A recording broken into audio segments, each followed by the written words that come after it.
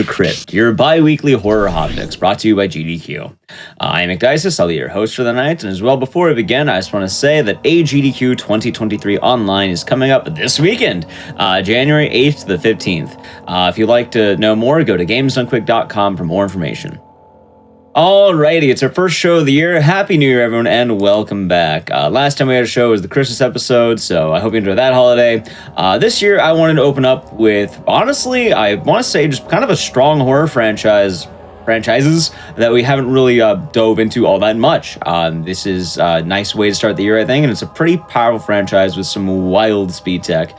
I never know which way the stuff is. I'm thinking it's over here now for the titles. This is going to be a bit more interesting because this also kind of goes into a very talented runner as well. But every now and again, whenever you have runners who run a lot of games, they also like to kind of do games from a similar franchise. Franchise games tend to have a lot of tech that will stick to each other, whether it be because of engines, the way the game's designed. Pretty much a lot of stuff works in one game, will work in other games. And as a result, the runner will end up kind of just doing more of the runs because it's similar tech. That being said, that's one long way of saying today I'm going to be presenting you a lot of the Frictional games. Not all of them, because there are quite a lot of them these days, but we'll be taking a look at the Amnesia Trilogy and SOMA, because SOMA is actually just kind of a personal favorite speedrun of mine that I can't do. Anyway, bringing you the Frictional games, including the Amnesia Trilogy and SOMA, will be Blood Thunder. So take it away. Hey, what's going on, everybody? You might remember me from GDQ Hotfix last week, where I showed off the Prey Randomizer in a spectacular fashion, I might add, as well as Prey Moon Crash, which is a fun time. But I run mini games coming up at AGDQ next week. We're also showcasing Bioshock, but tonight we're here about the spooky stuff. We're going to be showcasing the Amnesia Trilogy speedrun, which is Amnesia the Dark Descent, A Machine for Pigs, and Rebirth. Oh, you know, soon to be kind of outdated with the bunker in March, but we'll see how that goes once it comes out. And then afterwards, like Igdice said, we'll be doing SOMA as well. 4 of the 7 Frictional games. There's also the Penumbra series, which came out before this, that I also run. But tonight we're just focusing on these, and it should be a pretty fun time, pretty spooky. And so we'll get started here in 3, 2, 1, go. So you might be like really terrified that we're going to run into the monsters and like cower behind every corner. That's not what speedrunning in these games is all about. These are about going as fast as possible, going out of bounds, doing tons of glitches, and not seeing monsters whenever we can. So we'll be kind of talking about the story as we go as well, because they're somewhat interconnected, very loosely. But this is Amnesia the Dark Descent. We play as Daniel, who's done some very bad things. So he's forced himself to drink an amnesia mixture, which is making him forget all these things. We're kind of walking back through the castle. This is Brennenburg, where he has ended up. And as we traverse through the castle of Brennenburg, we'll learn about Alexander, how he came to be here, and all of the terrible things that he did. But first, we got to wake up off the floor. So we had a little too much to drink for New Year's. Cheers. One thing you're going to notice right away and throughout the run is for the Dark Descent, it's going to look very much like a PlayStation game. It's going to look very retro. And that's for a very specific reason. A lot of times runners will lower the graphics to increase FPS and stuff like that. That is not the case for this game. It's simply because later on there's going to be 2 different tricks that we go to set up. And having the game very like blocky in the way that it is makes it much easier to find these very precise setups. Spooky door opening, by the way. You may also notice me jumping quite a bit. For the most part, I just kind of like to jump as I run through. Makes it a little bit more entertaining than walking around. But in these engines, one thing you can do is kind of hit a downward slope. And if you're jumping into it, you can get boosted along. So like staircases can boost you and stuff like that. Just gotta get around this corner. Daniel's still kind of freaking out, trying to figure out exactly what's happened. Okay. Like, yeah, we get really lucky on these stairs and kind of a boost towards the door, but we didn't. Okay. Moving on. This is typically where you get the lantern, but we don't actually want to do that. It's pretty slow, which is why we usually crank the brightness up for these games, because we're going to be seeing a lot of dark places without the lantern. First, we need to walk in here just enough to trigger this little rush of wind. And that room right there is where you get the lantern, but we're just going to come find these rocks, and out we go.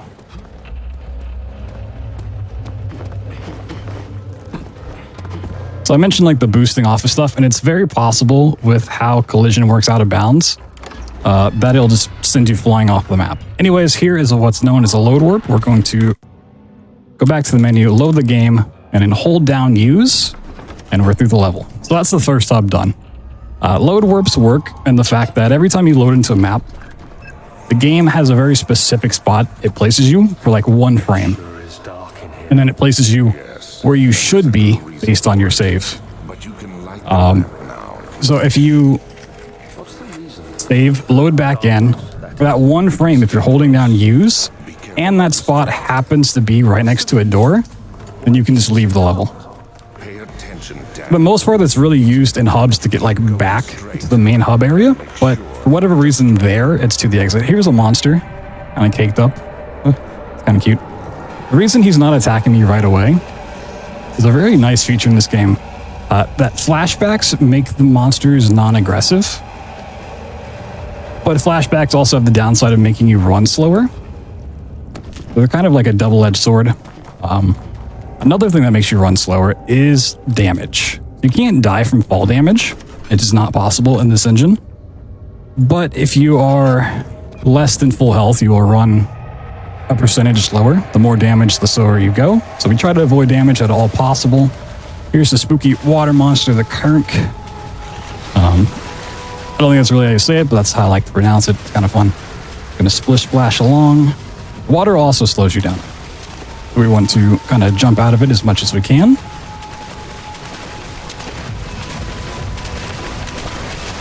Gonna give this guy a little tasty snack. Just to preoccupy him real quick. Okay. Got a little spin to win. Which is usually one of the spookier parts of the game. You can hear it coming after us, but we're just going to move a little bit faster than it. And this needle's going to allow us to leave the level.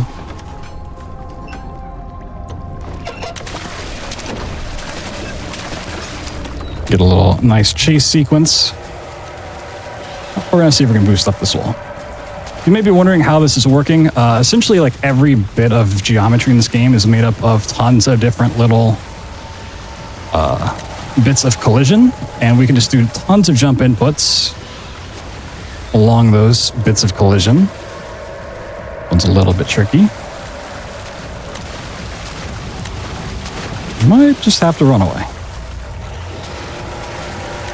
The monster's now caught up with me. I'm actually standing on its head. Alright, we're running in bounds.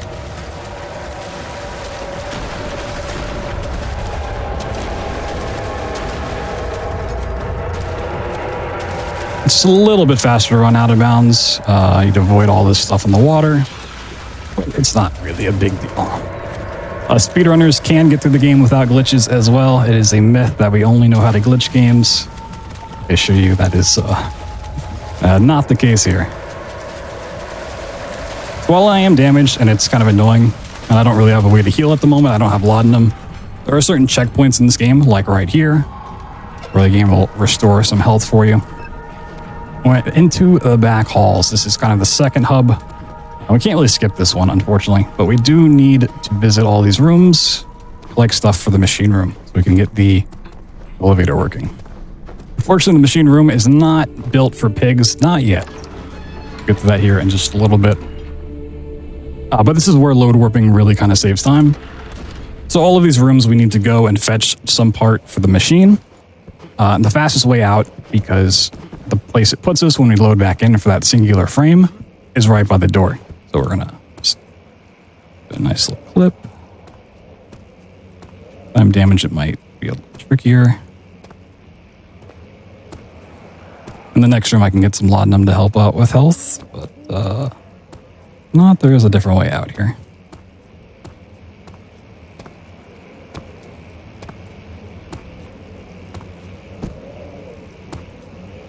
Alright, we might have to break the window.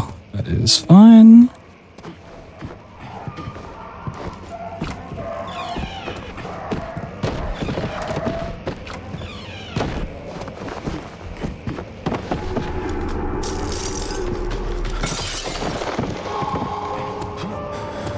another little spot that's going to give us health back. Hop in, and we need one of the 3 control rods. Pick it up. And then we make sure we look where the door is, so that when we load into that singular frame, hold down use, click the door, and we get to leave. Pretty handy.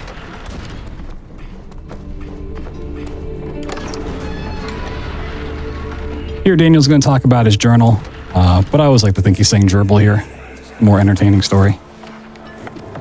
My journal is gone. What would they want with my journal? And of course, we're just going to slip out of bounds. Grab the key. And then do another load warp on out of here.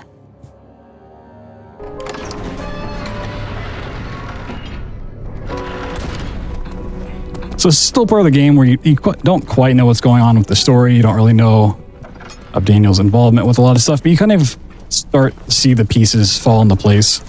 Basically what happened to set everything up is that Daniel went on this expedition, and during this expedition, he found an orb, or the team that he was with found this mysterious orb, and he also got caved in with it. And that orb unlocked what was called the Shadow.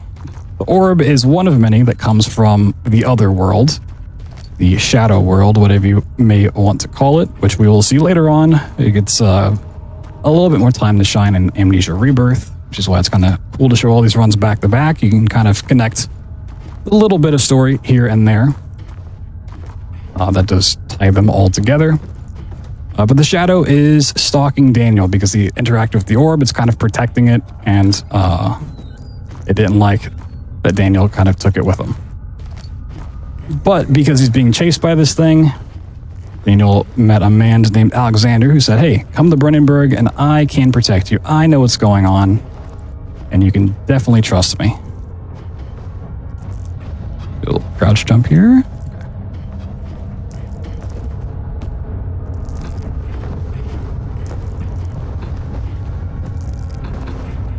We're just doing this to skip the whole explosive plot line. Because we skipped the first time, we don't really have the stuff to actually blow up that set of rocks there. There are some other ways to do it, some pretty fun tricks, honestly, but this is still faster as well. Just kind of jump around out of bounds. The route I'm taking not only keeps me on collision, but keeps me from hitting certain flashbacks, although some are unavoidable, like this one. When possible, we do want to skip these because, once again, they do slow us down. Sometimes add a nice little context to the story. Pick up our 2 remaining control rods, and then, because we don't want to walk all the way back, we're just going to do another load warp out of here. So now we have all the parts to fix the machine. Once again, not for pigs. This is just the machine. A little optimization we do is we skipped over the banister there because there's a little trigger that opens this door. We don't want to save for later. You have an ascending room. Will it take us to the inner sanctum? It will definitely. So this is the machine room. It's going to have a couple puzzles for us to solve. This first one involves some heavy math, but we don't deal with numbers, we deal with letters, so we just put in a W. And there we go. Good. This ride might be a little longer, and in the other direction. I always like to point out when I get here that the voice acting in this game, even the other games, is just phenomenal. I love Daniel's voice, Alexander's voice, just so well done. Going to put our control rods in place. Now we're going to need to pick up some gears along the way.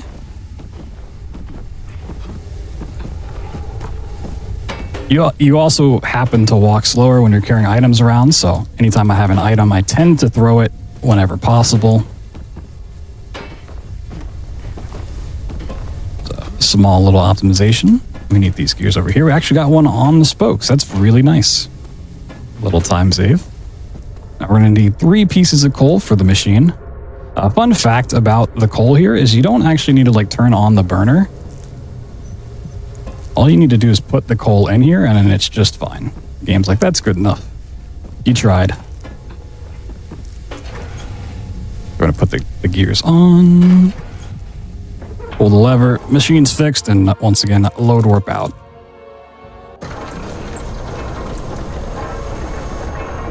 So this is going to send us down into the prison, the basement. Not quite the bunker. But this is where we really kind of find out how despicable Alexander was as a man and the path that he led Daniel down as well. So there exists in this game, and we'll talk about it in the others as well, Vitae or Vitae. It's kind of debated on how it's pronounced, but there is a life source energy that you get from essentially harvesting the anguish from tormented people, from tortured people. So the more pain you can inflict upon them, the more of that energy you get. And a lot of stuff from the other worlds, the shadow world, relies on this Vitae. And it's pretty messed up when you dig into the story.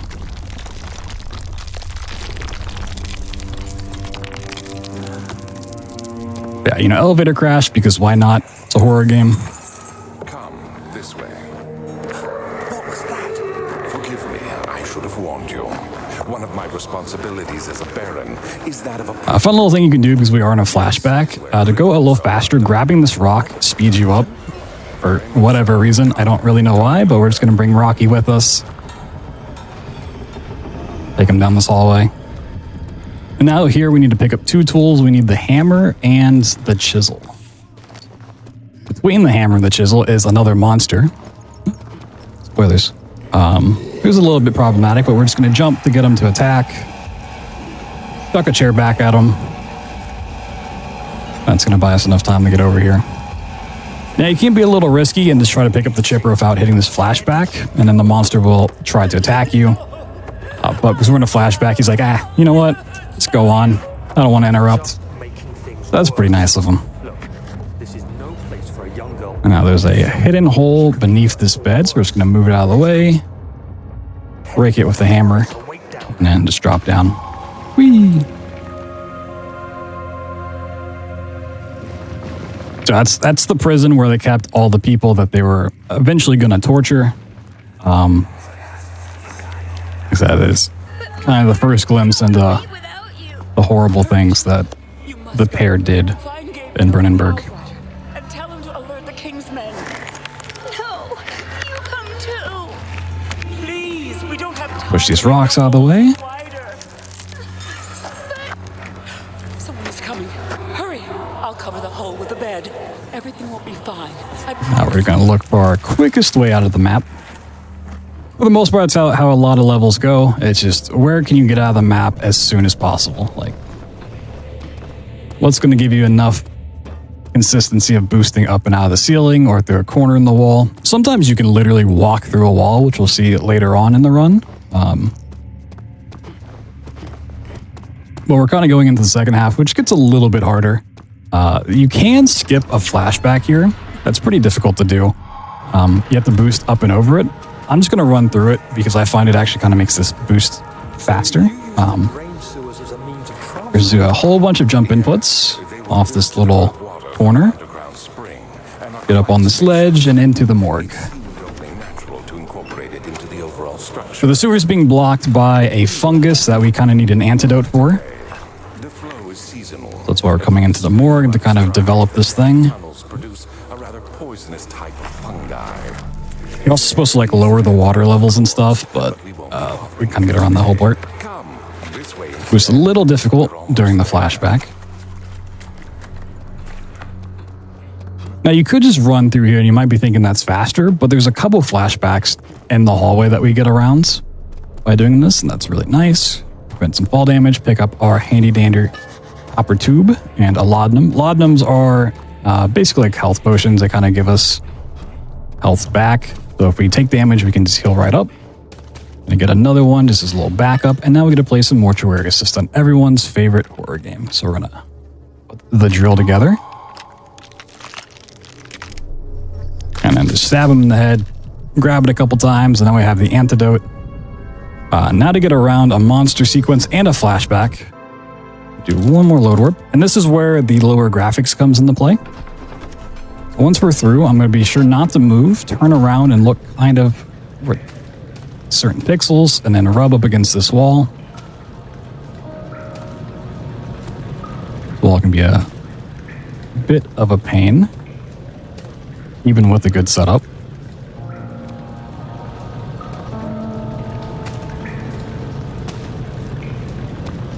You can kind of see me like dip into the wall and then it pushes me back out.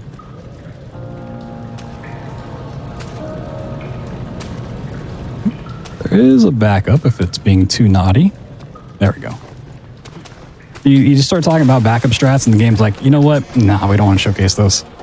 Let's go on through. So this is the sewers. Every game's got to have a sewer level, and this one's pretty nice. Grab the ladder to avoid fall damage. And this guy's about to get Thanos snapped. This is part of the MCU confirmed. So I'm using these beams to kind of like hit my head and give me a boost further down the hallway. So I'm a nice time saver. And now because the rest of the sewers is kind of a sketchy setup, we'll see why. Do a little save exit there. We need to clip through this corner and then boost up the wall before falling into the void here.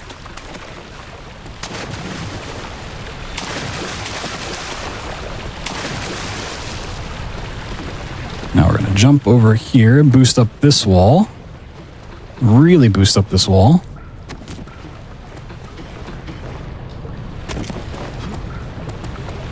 Yeah, okay, and then it just pushed me off, that's fine.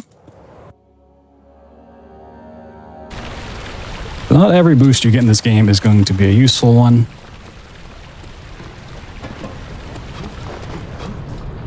Oh, close. Not clip me back in bounds. Not only can you easily clip out of bounds, you can usually clip back in bounds just as easily, which we don't want to do there.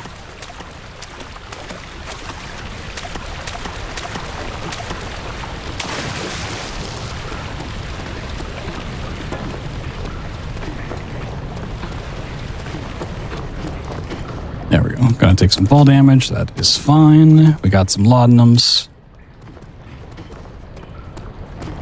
Don't fall off. Now we can just make our way to the end. Do a couple cool jumps off these little light pillars.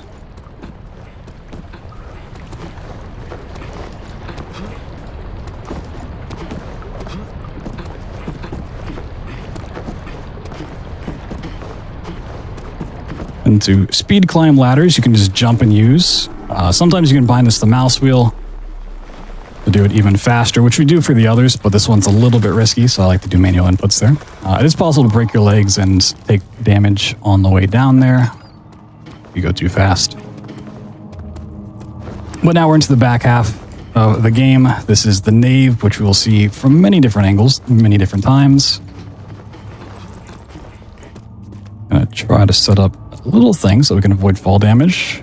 A pretty bad track record at getting this, but we'll see. Hey, we got it today. You just happen to hit a wall at the right angle on the way down, where it kind of slows your descent. Whoa, that's almost the name of the game. But the nave connects us to the chancel and the transept, which is where the prisoners from before would come to be tortured. Fun places, for sure. So, quick question, actually, I guess about the general mechanic of the game. Because obviously we see a lot more with you going all out of bounds and hopping all around in the game. That I don't think you can't even really jump. Yeah, I think you're like scrolling to zoom, if I remember correctly. No, you can jump, just not very high. But is there a reason why the game has fall damage? Would that happen normally while you're playing it? It could. There's not really a great reason to have fall damage. I mean, there's like ladders and stuff you can fall off of. It's possible, I guess, but yeah, I don't know. It's an interesting thing to have in the game. But we're going to pick up laudanum, and each of these rooms we're going to is going to have a piece of the orb that we talked about before. It's now broken up into 6 parts, 3 here, and then 3 over in the transept. But we're going to load warp out of here, because it's a little faster. There's still 2 more pieces here that we need to pick up. And a fun little fact about this area that a lot of people don't realize until it's pointed out, there's pipes in this level. that points you to the different rooms that you need to go to. And the first cutscene you get when you come in here is Daniel looking up at the pipes. Most people just kind of think it's a cutscene to be a cutscene. But we're just going to follow this to the second room.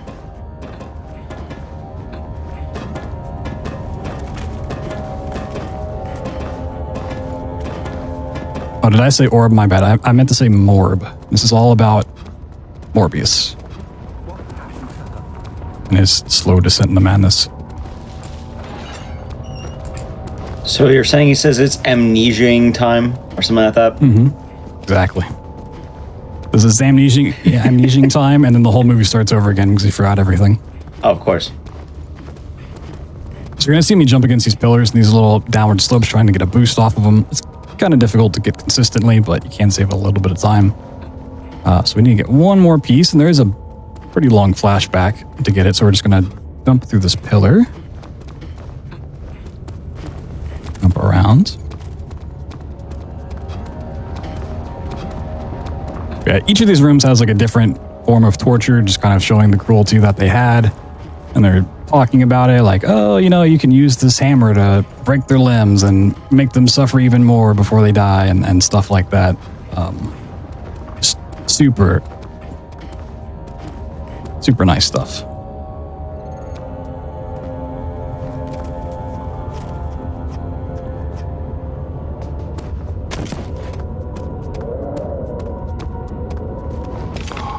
And then from here, we can load warp back out.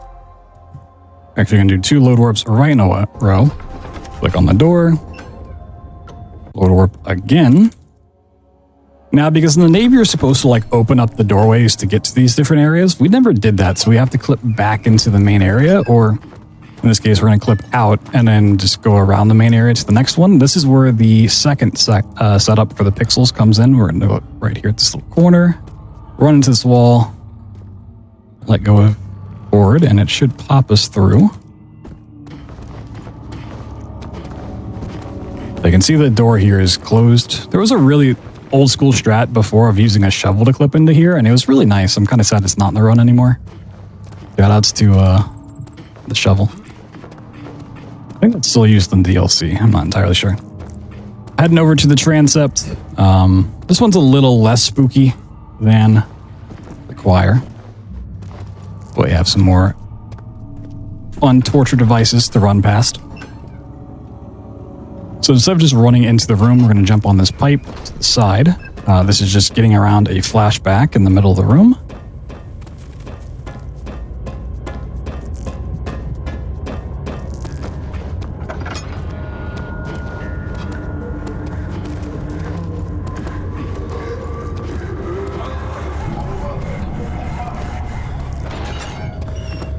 There's also really nice pictures that I will not look at that kind of depict what the torture methods actually were, if you are curious about them. You know, it's like a morbid fascination. So the routing here might make a little less sense than it will in a second. You're like, oh, why don't you just go around the room in a clockwise motion or counterclockwise, whatever it may be. There's another flashback down that hallway that we bypass that we want to get around, and it just happens that we can easily get out of bounds by running into this pillar. And we can use this to bypass that. Be careful not to fall off here.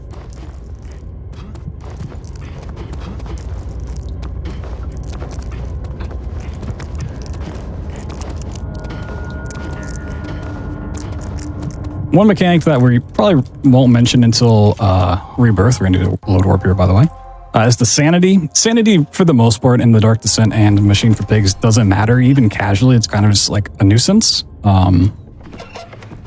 Like being out of bounds and being in the dark doesn't trigger his sanity too much. Those checkpoints we get that heal us also kind of restore a bit of sanity as well. Here we need to flip through this wall and like immediately jump over a little void.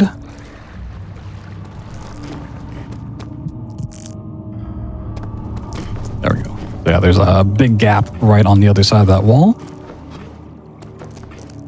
Now we have all 6 pieces of the orb, so we have to go over to the orb chamber. Flip back in bounds real quick. Now, the orb chamber has two different versions of the map. It has one before you have the 6 orbs, and then one after you have the 6 pieces of the orb. But even though we could come over here early, we couldn't get to the end of the game because it's not the right map. But once you load in the second one, there's actually a little diversion that gets created. A little scripted sequence with these monsters. So you can just run into them and die, but if you run away, the game's like, we don't want you to go back to the previous level. That breaks some scripting. So it just auto kills you while we turn around, try to run for our life. So Alexander's trying to prevent us from kind of getting to where he is. Alexander wants the orb to return to the Shadow World, which he came from. He was actually banished from there. He is not a human.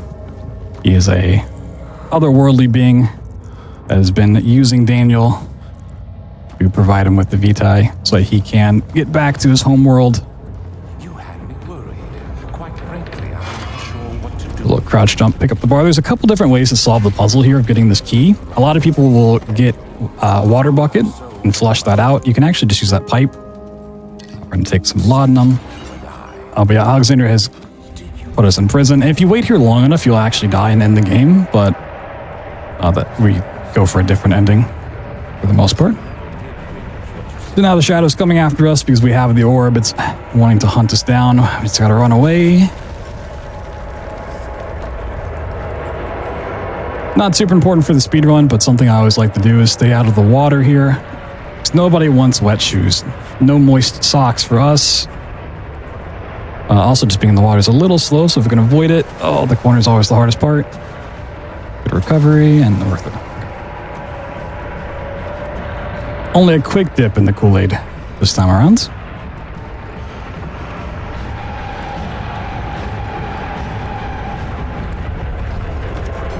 Now we're back at the top of the nave, where we came in through the sewers from. Now we have the 6 orb pieces, and we went to prison and did all that. We can make our way back to the orb chamber and confront Alexander. Tell him what's up.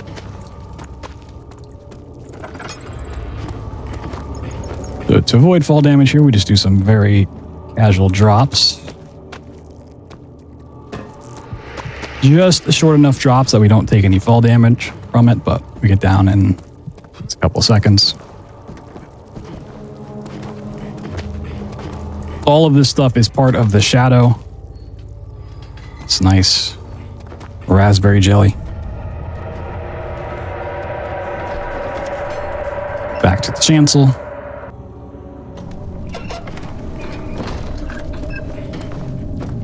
And now we're going to be doing one of the easiest clips out of bounds, but one of the trickier jumps to do, or get to the very late game stuff.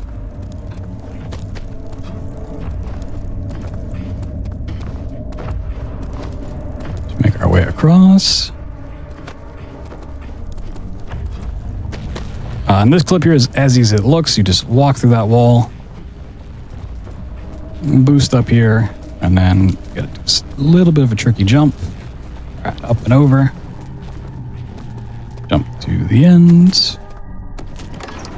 See people asking in chat about why we use bands.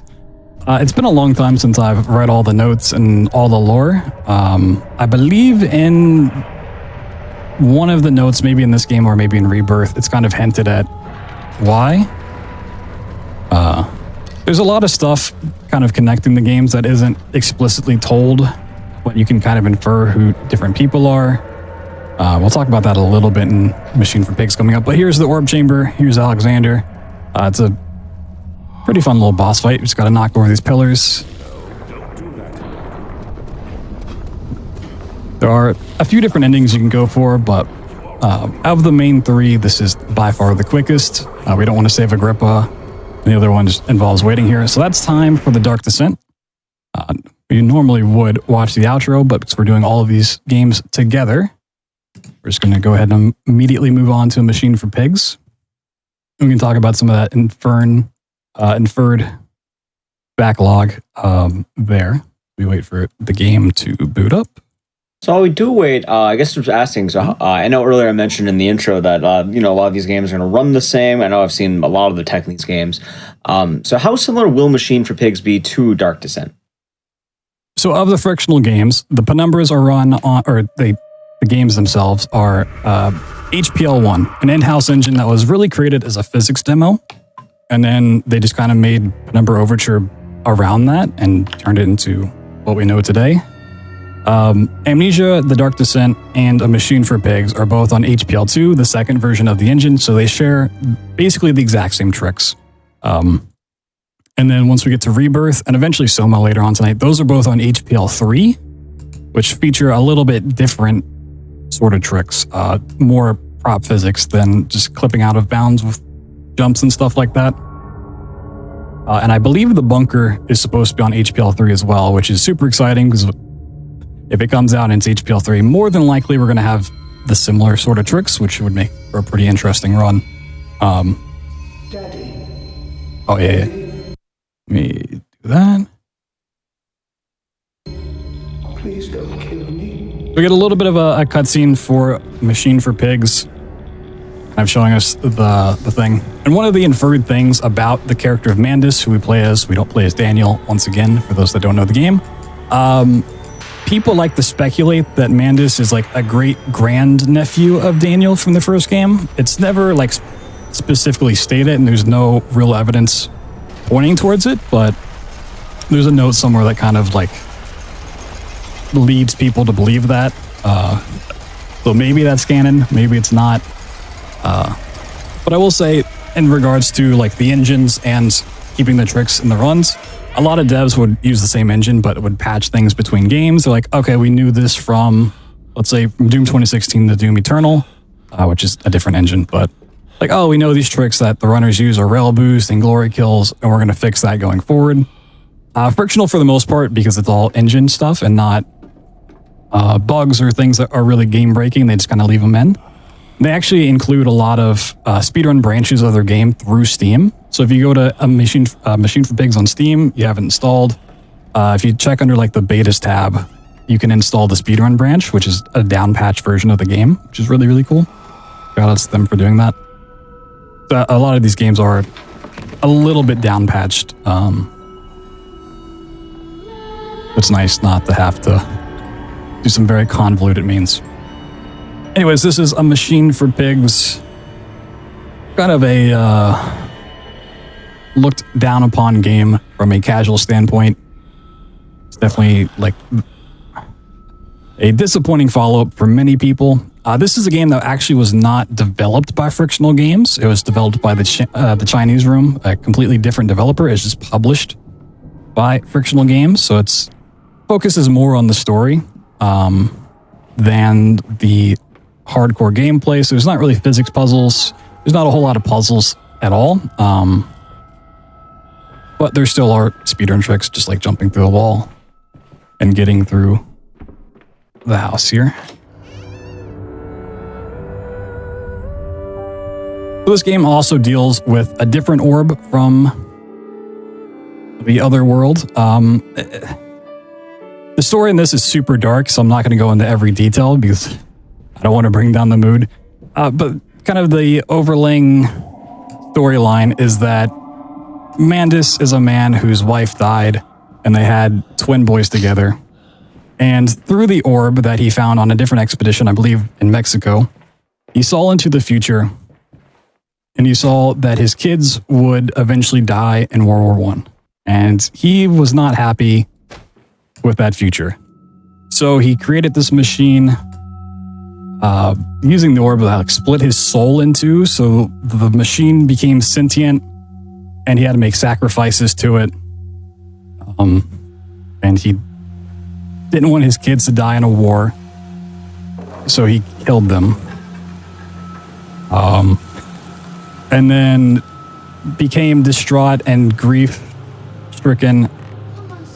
Like Daniel, who didn't like the fact that he ended up torturing all these people, convinced himself to take an amnesia potion mixture and try to forget about it and kind of like work against the thing that he had created to begin with. This time we're working against the machine, who is now like a sentient thing called the Engineer. We're going to hear from in just a little bit. But very brief plot points. There's a little bit more to it. I'm sure if someone's like, I love this game and the story, and he's getting it wrong. And trust me, I know I am, but trying to deep dive on that and do these tricks at the same time is a little hard. Anyways, we're just hopping through this meat factory, clicking on doors.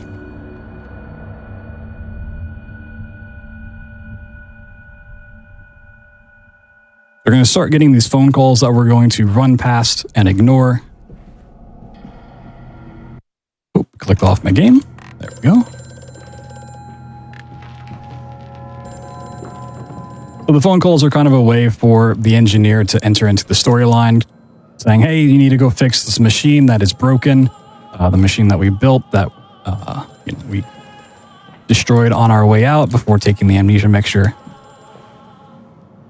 And the engineer, being sentient, wants the machine fixed so that it can continue to exist. And how in the world? Okay. These games are a little bit broken. We'll just grab another one. So like the Dark Descent, we also don't grab the lantern in this game at all. In the first map, it's like up in the attic, and we don't have time to go up and grab it. Just trying to boost off this chair. And this is a little bit of a scary skip. We have to boost up on this little bit of a ledge. And then jump over this void. Yeah, there we go. So if you fall into the void, you can just wait like 20 seconds or so. And then you'll respawn in the map, but it's much faster just to exit and resume. That's actually something that does get changed in Rebirth, which is a really nice feature that they added in. It kind of helps out with certain skips even.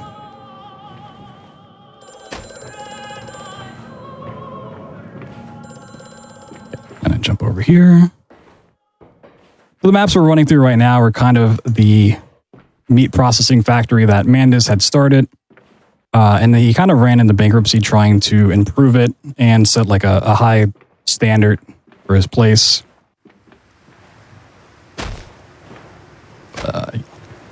We don't get to see too much of that. And into the church we go.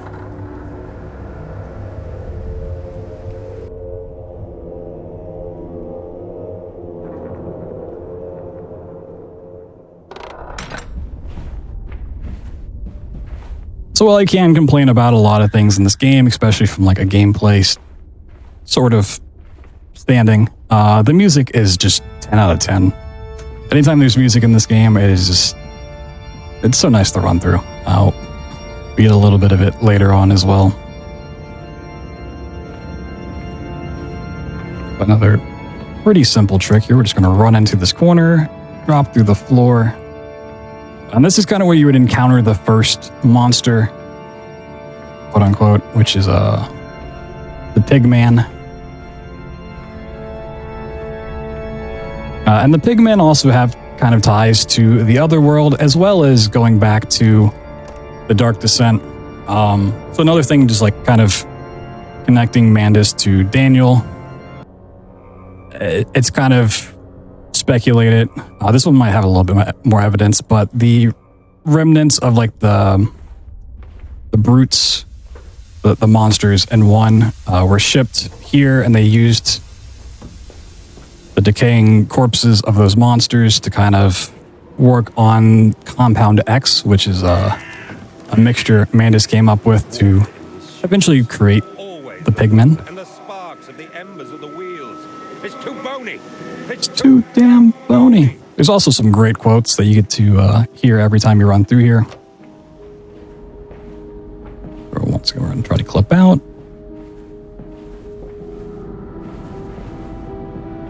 Very tricky crouch jumps. So there we can hit the load without taking fall damage, but to do that you have to do it over the void. And it's very likely that you could miss, so you just kind of accept the fact you're going to take damage there. We know we're not going to die, so it's not a worry. We get into the spooky elevator. Because once again, it's a horror game. You got to have an elevator. Fun fact about this elevator, though, if you don't move your camera at all, when you get into the next map, you're pointed at the way you need to go. If you start looking around, then when you spawn into the next map, you're obviously not going to be looking where you need to. So it's better just not to touch the camera here at all.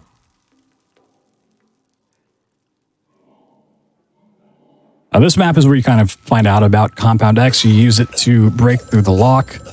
And the engineer is going to call the scan, ring, ring, banana phone, moving on. We're not going to get Compound X. We're just never going to see it. Instead, I'm going to do a crouch jump. Got to pop through the ceiling here.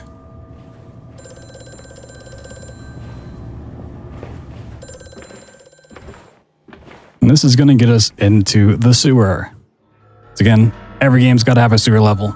They're all great.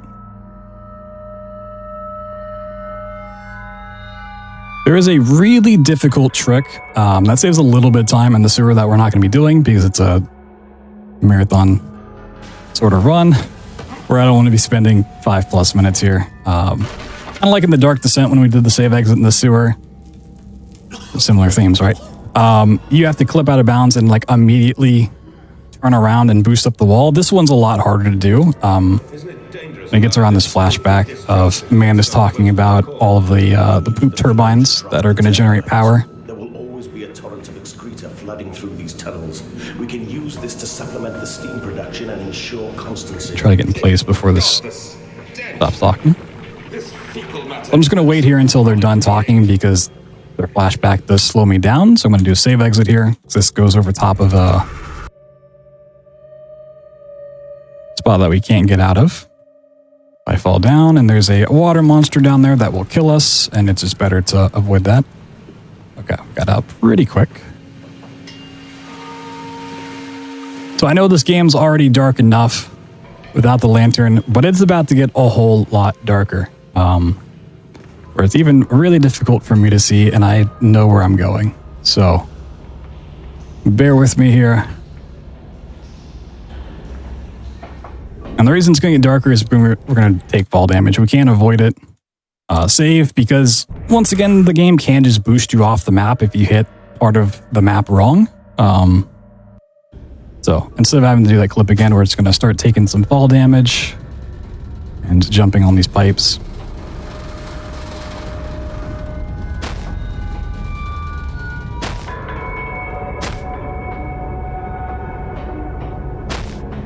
The hard drop.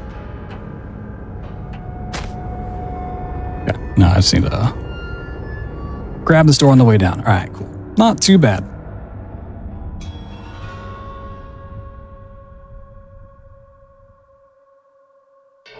So this is the bilge map. It has one of the more infamous tricks in the Frictional games known as bilge boost. It's a pretty fun one. We'll see what happens. It's kind of an extension of the sewer. He's here.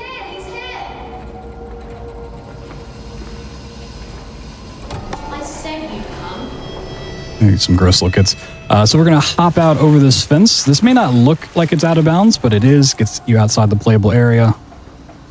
Kind of shortcutting a little bit of this map, going right through instead of around. Now we need to back in.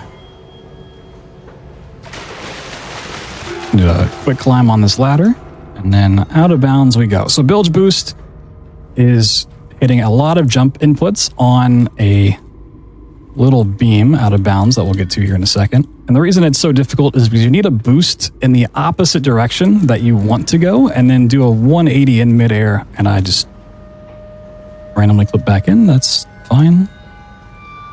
Yes. I don't like that fall damage. It'd be okay.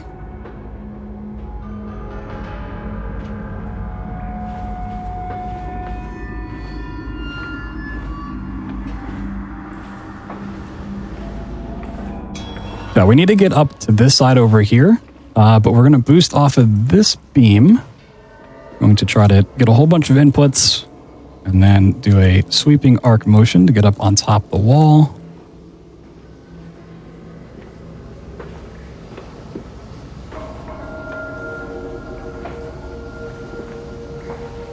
There we go. Not too bad.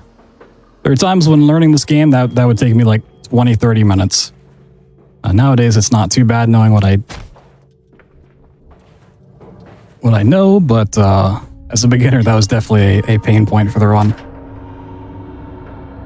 But we're not done with the hard tricks yet. We have the reactor. There's back-to-back hard tricks here. We're going to do a little bit of a crouch jump and boost up this beam. Once again, very dark, hard to see. Very hard to stand on. Just crouch jump along this. So now we're into the heart of where the machine is. It's kind of like a big twist point for the game. This itself is the machine. And, Mandus did originally sabotage this. He broke it enough to stop it from working. What we're doing now is repairing it, which is not a great thing.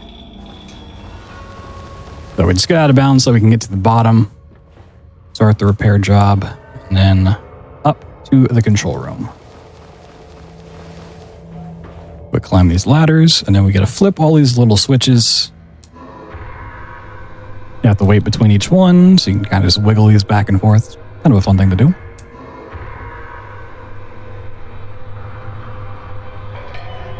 It doesn't matter the order that you flip these in, just have to flip all of them.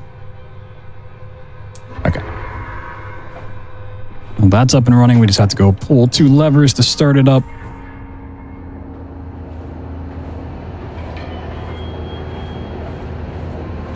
Quickly, the air is thin. Their little faces tell no man. The whole reason Mandus is going along with this is he believes that his kids are trapped within this area and that by fixing all this stuff, it will free them. That's what the engineers kind of convinced us of. Like, oh, there's someone sabotaging the machine. You need to fix it so that you can free your kids. Not knowing the stuff that he had already done. He, took the amnesia mixture. Now the engineer's like, I'm alive. I can do stuff again. We got a great quote for this part. I live. I breathe again. I rise. I will rise to bleach the sky and still the water. I will spin the world wheel and set the future upon the path to redemption. Where are my children? You promised me my children! My time is come. More pig. More pig. So this is where Mandus finds out, your kids, they're kind of dead. I hate to break the news to you, but yeah, you killed them long ago. So we're going to get into it just a little bit. Now that the machine is back and alive, the engineer's goal turns from turning on the machine and restoring him to its glory to stopping Mandus from wanting to seek revenge, which is now Mandus's goal. He's like, you betrayed me, my kids are dead, you're the one that kind of pushed me to this part. And now I want to shut you down.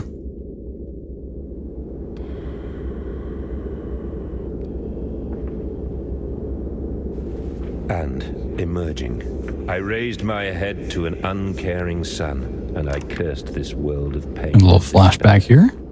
This civilization. One kind of interesting thing about this game, and something casually you wouldn't really notice, but every level in this game has an autosave checkpoint at the start of it. This map, and I believe Bilge, is the only other one that doesn't have that. So if you fall into the void here without saving, the last autosave's back in reactor. So we're gonna do a little safety save once we get out of bounds here, even though it's not necessarily a difficult trick. These games have a nature of not working the way that you want them to, which, is fair. You're breaking the game. Not always going to go the way you want, but things can boost you into the void. Things can, instead of letting you clip through a gate, will push you into a soft lock position, stuff like that. So I'm just going to hop up here. Oop.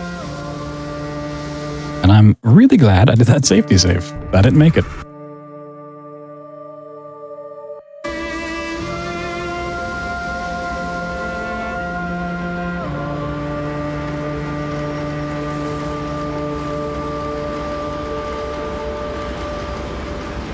You can do some like a little boost along these, but once you jump into there, it is very easy to get trapped and the game won't let you go. So we just kind of hop along the edges instead, take the safe path, and then we need to clip back and bounce. So we're going to drop down, avoid some damage if we can, and we'll clip through this gate just by walking into it. This is what you dreamt it to be. I will stop you. I will save them. So they've had their moment of like, I got to figure out what I want to do. The big chess game begins. The machine's letting free all of these pigmen onto the streets to help take over, make more sacrifices for the machine, feed it more blood, more vitae, and Mandus is trying to figure out how he can exactly stop the machine.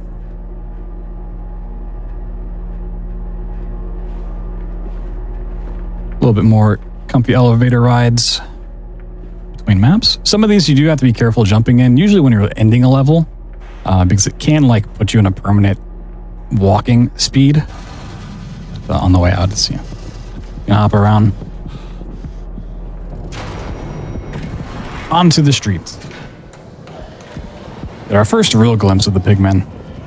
You do see them quite a bit between the beginning of the game and now, if you play the way you probably should. They don't really care about us here. They're just gonna torture all these people. I know you are out here. I own this city. I am this city. No! This is not what I meant! This is not what I meant at Do a all! nice, well-placed crouch jump. Redeem yourselves. Redemption is at hand. Enter the cleansing and set your souls free. For you are Just kind of running through this this map. There's no point in going out of bounds here because it's just like one long map. And so getting out of bounds, you just have to run along the entire path anyways.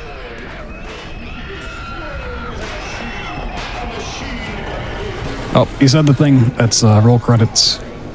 So here we get a little chase sequence. This pig is going to try to catch us. We try to not get hit because it will slow us down. Even when you get past the gate that it can't go past, sometimes it will still hit you on the way out. So far, it's so good. Okay. No hits at all. There's the pig. Goodbye, buddy. Beast! Creature! Where are my children? Where are my children? So we don't have too much more of a machine for pigs before we get the rebirth. We have the pig line, which is the machine that kind of like slaughters all the pigs, like the slaughterhouse. And then we have the Tesla 1 and Tesla 2 map, which Tesla 1 and 2 kind of start tying in the pigman and the experiments that went on before the events of the beginning of the game to the other world. We're not really going to see the electric pig, but if you play this game casually, that was like a failed experiment that when it's teleporting is like supposed to be going between this world and the Shadow Orb world, which is kind of a, an interesting way to tie in a whole bit of lore. Arriving down at the pig line, we're going to try to make our way to the bottom as quickly as possible, as speedrunners do. So first we want to boost up on top of this piping. We need to just boost along this wall.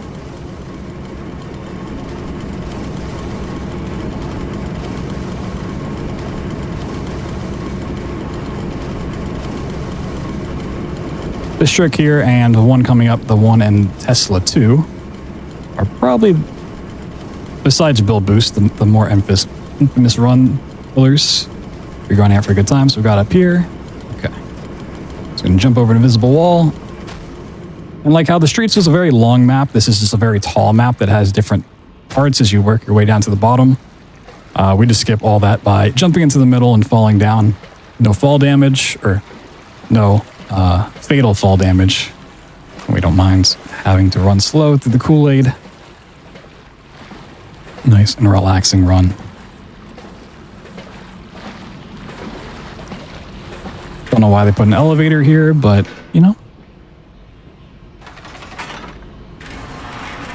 it's an interesting room, to say the least.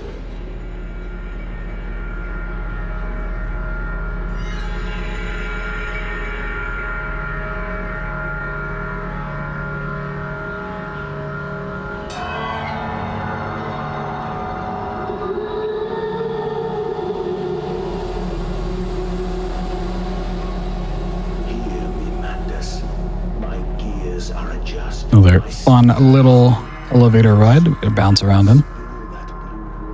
And split the egg, the atom, my soul, and there will be a very great burn. Even if you've played this game casually, maybe when it first came out or recently, and you're like, oh, you know, it's not as good as the first game or whatever, I'd just suggest going and watch a lore video on the actual story of this, because it is really well written. It is very dark. I will say that as a warning, but the actual story is really interesting once you get into it. So that's what the Chinese room does pretty well in their games, is tell a great story. So anyways, on the Tesla one, we just got to open a couple doors. Make our way down the hallways. Madness of all the blood we have spilled together. Now we're going to clip through this gate. Your hands alone. Then I am damned for Phyllis, and everything is lost. Eventually. Sometimes it's better in the middle of the door. It's usually not a super tricky one. Oh, that's because it's the wrong gate. Ah, this is the gate. Look at that. Flip back through the gate, through the floor. And then from here, we can hop our way to the end. This room right here is where you would normally deal with one of the two electric pigs. You're supposed to hit both of those levers, and then a door opens and you get to run through, but we're just gonna go up and over, jump over the void, hit the door on the way down, break our ankles. And now we're in Tesla 2. This is the last map before the outro. And features, well, Bilge Boost is a pretty tricky one to learn. It's not usually too hard. Tesla 2, I think, is unanimously the hardest trick in this run. Not only do you go over the void for it, but the game likes to lag when you do it. And kind of an awkward boost to do. We're gonna jump over to this pipe. Wait for him to finish talking, so we got our speed back. Okay. Now what I'm going to try to do is jump out over the void and boost up along this pipe to the other side. Like that. Not bad. First try. I'm going to save again because that's not the end of the trick. Oh no. We still have to get back in bounds. And I really don't want to have to do that again. I might have made it look easy, but I assure you that is not. So we're going to clip in here. Scale up this gutter thing. I don't really know what to call this.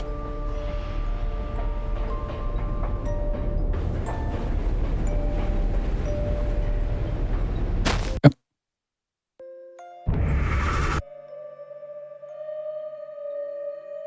Luckily, this game doesn't take too long to load. You need to back out and continue.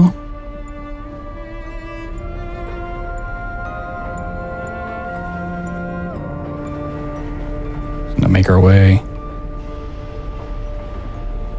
It's really not wanting me to go there today. Okay.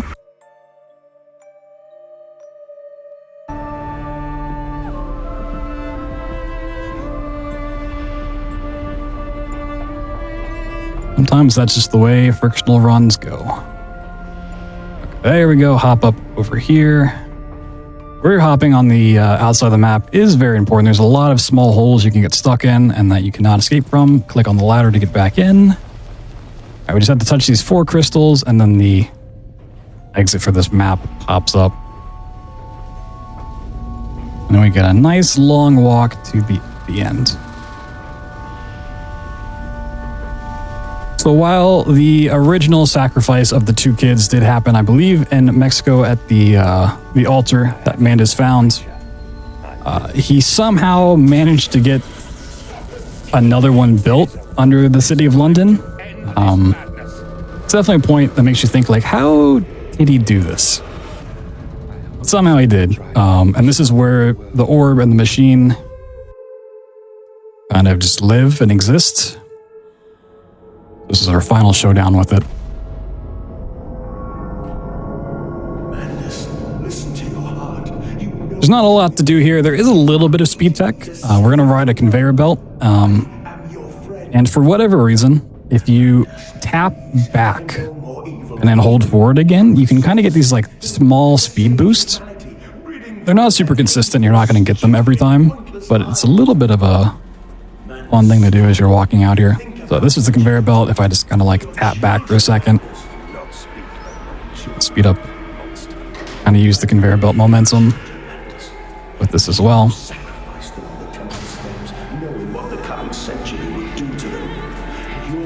this is part of the run that usually if you get here, you're on a PB pace or record pace or whatever. You've gotten past all the hard tricks, you know you're gonna get that good time, and you just get this amazing outro. One of the best, well-delivered things of dialogue in the entire Frictional games pantheon. It's great music, great voice acting, great script. I love it every time. But as soon as we climb up the pyramid and deal with the machine, that'll be the end with the pigs, and we'll move on to Rebirth, the third of the trilogy. At this point, all we pretty much do is just hold forward.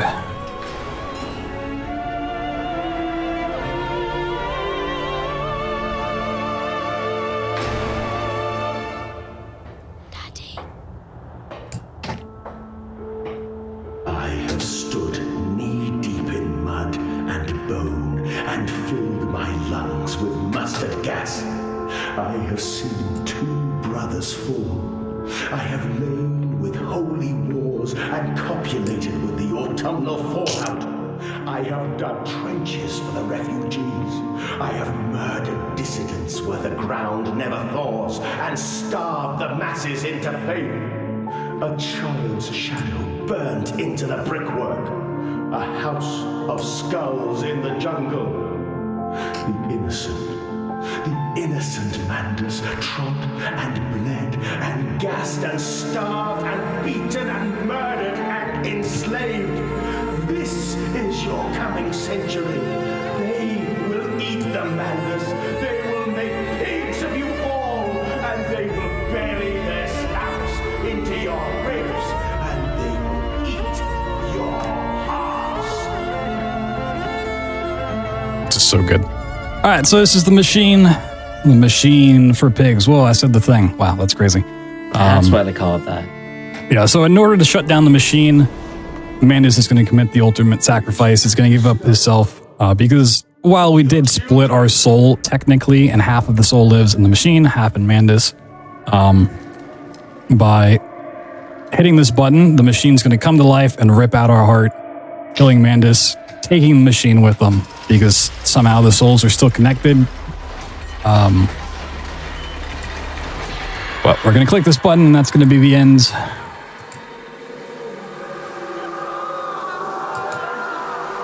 Second. All right, there we go. There's a little bit more. Honestly, the game just flashbangs you at that point. There's tons of white screens in your face. But hey, we're going to move on to a Rebirth, the latest entry from Frictional Games before the bunker comes out. Also had a very interesting reception to it, especially from a casual perspective. Let me get this game capped for you. Thank you. But the speedrun's pretty dope. It's going to be a little bit different than the previous 2 that we just did because we talked about it before. This is on a different engine. This is HPL3, the 3rd edition, whereas the other 2 were HPL2. So we get a little bit different speed tech along the way. This game's going to start from the Cassandra, which is the airplane that goes down at the beginning. This gets us past basically like the first 3 minutes of a cutscene. It kind of speeds things up.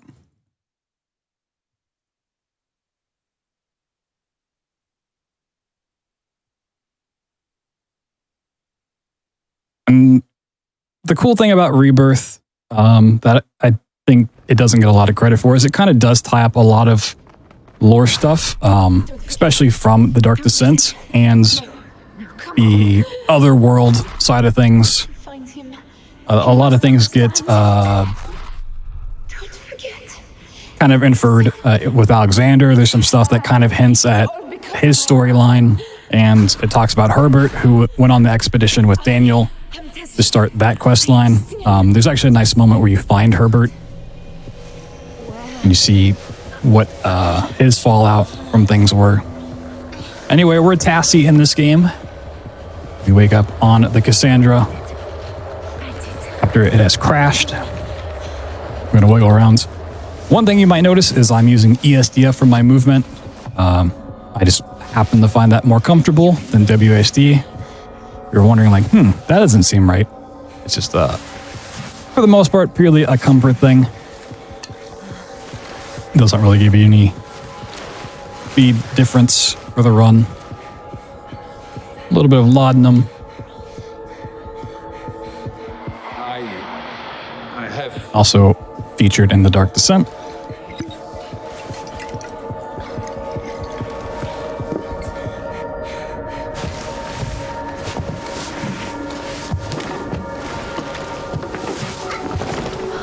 You'll notice something on the right hand of Tassie. That is the Traveler's Amulet, Bracelet, Charm. There's a lot of different names for it. It's a very useful tool that doesn't get talked about until later on in the game, but it is what allows us allows Tassie to traverse between worlds, or anyone really. We're just gonna make our way out of here.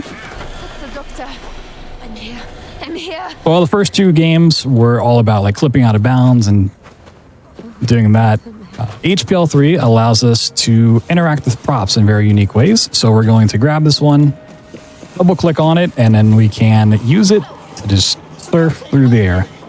I always love watching the shadow of Tassie in the top right corner. It looks so funny. Not only can we do prop flying like this, which we'll see a lot in the run, we can also use these to clip through walls, doors, stuff like that. And once again, there's no fatal fall damage in this game, but fall damage and damage in general is going to slow us down. One cool way we can get around that in this game is coming up, we'll showcase it, is opening up the menu.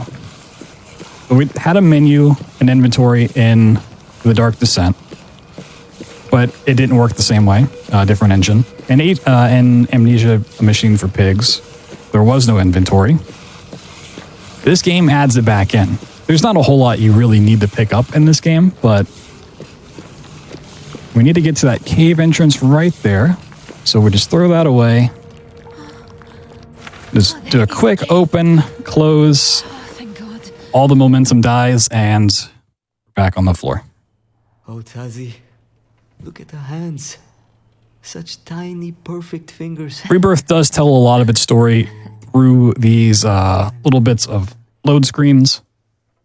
Unfortunately, because they are load screens, we can't really speed them up at all. It's all right. I can manage. But the rest of the game we can. Not for now. Hello? Is anyone there? Salim? For the most part, the story goes that all the other people from the Cassandra plane crash survived, and, well, the ones that did survive kept trying to traverse through the desert in search of finding hope. Some stayed here, some kept going on, and we kind of run across them more and more as we traverse through the game. But anyways, we're going to go out of bounds with this pillow. And this has one of the nicest skyboxes in gaming. It's just a nice deep purple. We'll see some other skyboxes later on that are really gross and really ugly, but I love the one here. Because we're just going to use this pillow to make our way over here. So not only can we clip out of the map, we can bring our items with us and just fly to where we need to go. So normally we just use this pillow to clip in, but I kind of want to showcase this backup strat. In Rebirth, if you fall off the map, it kind of warps you back to where you were as like a safety measure instead of just killing you. If we hold forward here, kind of set our position, and then jump off, keep holding forward, we get this like little landing animation, and it's going to clip us into the map.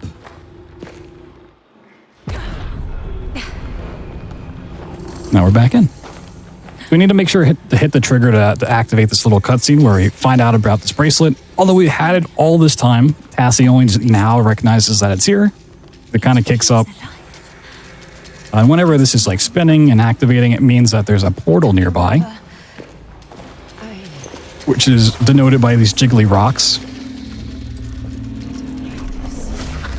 And this kind of transports us between the different worlds. How are you doing? And now for one of my favorite tricks that I get to showcase in any run that I do.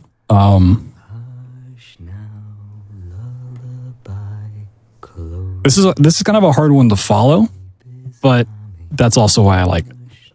I'm going to try my best to explain. Essentially, we're going to go out and underneath the map, but like how a lot of games will load in assets and textures as you progress through. We avoid those spots. So nothing's going to spawn in properly here. We're going to make sure not to take fall damage. And we're just going to run underneath the map and find our way to the exit. You have to be really careful because you have to know where you're going. If you get lost, like I said, nothing loads in properly. You can't see the textures. You just have to kind of find your way in the void. So we're going to run for a little bit here. Kind of an interesting skybox. It's got the mountain background, but this is the other worlds. This map is where you would typically find Herbert and kind of find out that, he escaped from the orb's clutches, but he ended up here somehow. And he doesn't have one of the traveler's bracelets that we have, so he got stuck here and he just died of starvation and thirst. Anyways, we're going to go to this giant black hill over here. Our first landmark that we're going to find. There's also like hints at monsters and stuff here, which isn't super scary, but it kind of gets you into that mood like, oh, maybe there is stuff here. And later on, they do show up.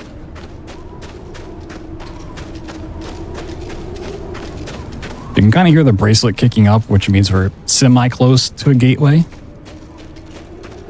But not quite there yet. So we're going to jump up on the right side. Turn left, make our way over these little dips. A little bit hard to follow. We're going to look left even more. Going to drop down once. We're going to open our menu to avoid fall damage. Walk a little left, forward again, drop down. Turn right, look for these two little bumps. Now you can hear the bracelet going crazy. I need to go more left, I think. Stuck in a weird spot.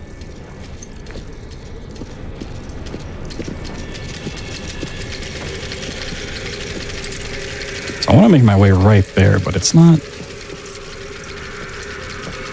Let it.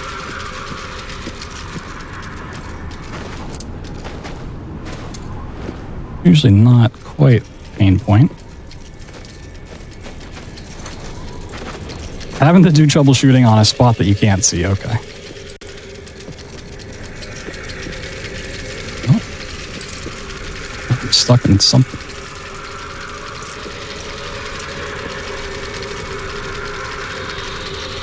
Why am I might have to do this over again. I've honestly never been stuck on some piece of collision here.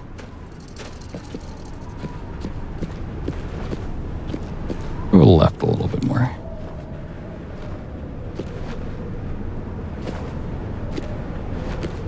No, really.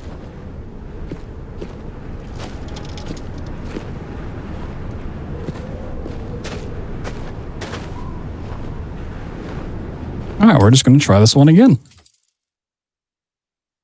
A little hard to troubleshoot when you can't see what you're doing.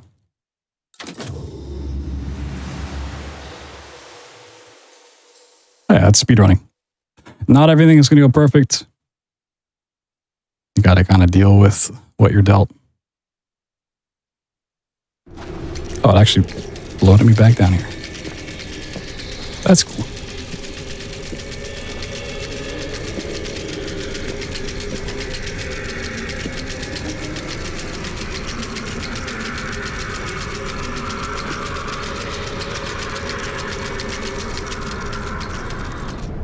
I'm back down here.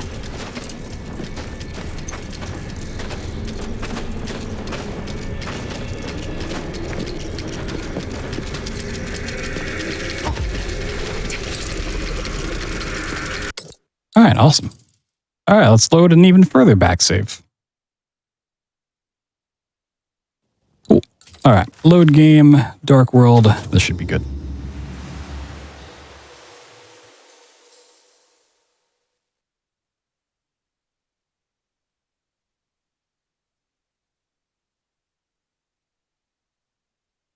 Okay, let's do it all again. Gonna see it twice. Now, you might think I messed this up, right? You're like, oh man, this guy, whew, he's messing this up so badly. I actually just want to showcase it twice. I think it's that cool of a trick. Run in once again.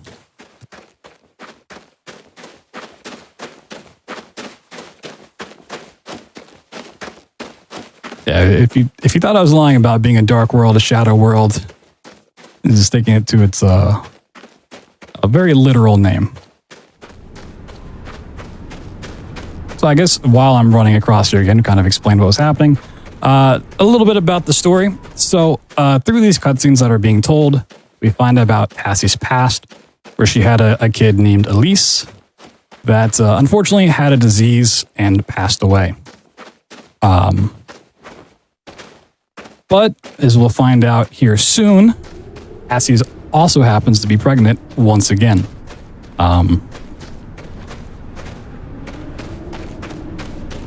And a big complaint about this game kind of comes from the fact that a lot of people can't really empathize with a pregnant woman because they're not pregnant women themselves, or they haven't had a kid or known somebody that's gone through it. It's kind of hard to put yourself in her shoes, but this game and SOMA kind of touch on more of a existential question than just the general horror of, oh, spooky monsters in your face. They kind of put this lingering question in your head that makes it a little bit more scary. You're going to fall down. Okay, take that. Go a little bit more left. Fall down again. Okay. Yeah, and this time we're perfectly fine. Don't know what happens. But you can hear the bracelet spinning up quite a bit. Found the exit, found the portal. Gonna fall on down. And this is definitely the map where things get strange. So now we're back in Paris at our home, or so we think. Kind of our first instance of prop clipping. We've seen the prop hovers and stuff, but we can use this chair. Probably the hardest prop clip that we have to do here is not super reliable, as it's not followed all the way through. There we go. Salim? This is Salim, our husband, our baby daddy, who we find out has also passed away. He was on the Cassandra with us, but he did not make it. He's actually guarding the lantern in this game for us that we will also not pick up. But a cool thing that this game does that the previous entries didn't do is it just assumes you picked up the lantern, like a lot of games will. It's like, oh, you beat this map, you got the item needed, and we'll just have it for later, which is really, really nice. This game also does get very dark. Anyways, here's a giant baby.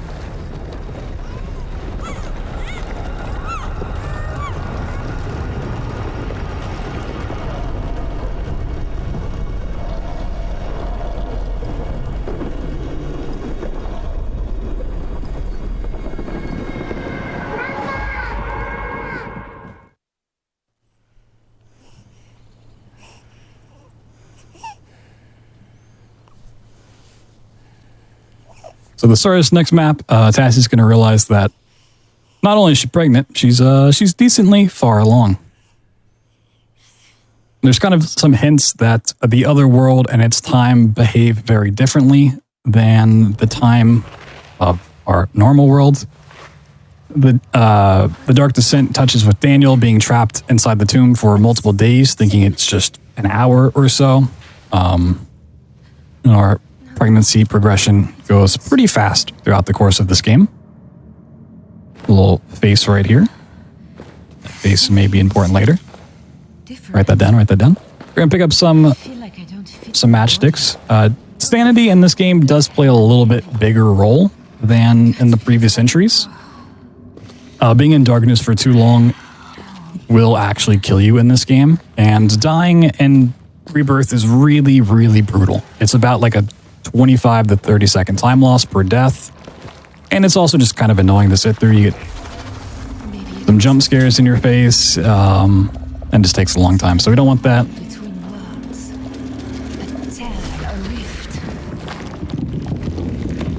So we will go through darkness and kind of have sanity stuff going off, but we have ways around actually dying from it,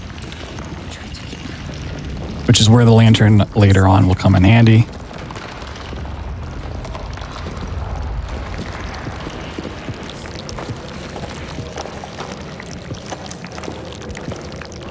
There's a little bit of a risk here, but it's usually pretty fine because we get this little reset with the light. Normally you're supposed to drop down, and I believe this is where the whole stuff with Salim gets revealed and you get the lantern. But we're just going to grab this, cross to the other side, and you're not supposed to get to the other side, even though there is a bit of stuff back here. This tunnel that we're going down actually just leads to the void. And generally, if you're over the void, you don't have to deal with the darkness and the sanity meter. You can see all that stuff just instantly went away. Now we're just going to make our way to this light over here, which is actually the exit. Do a little momentum cancel and then crouch down so that we can hit this door.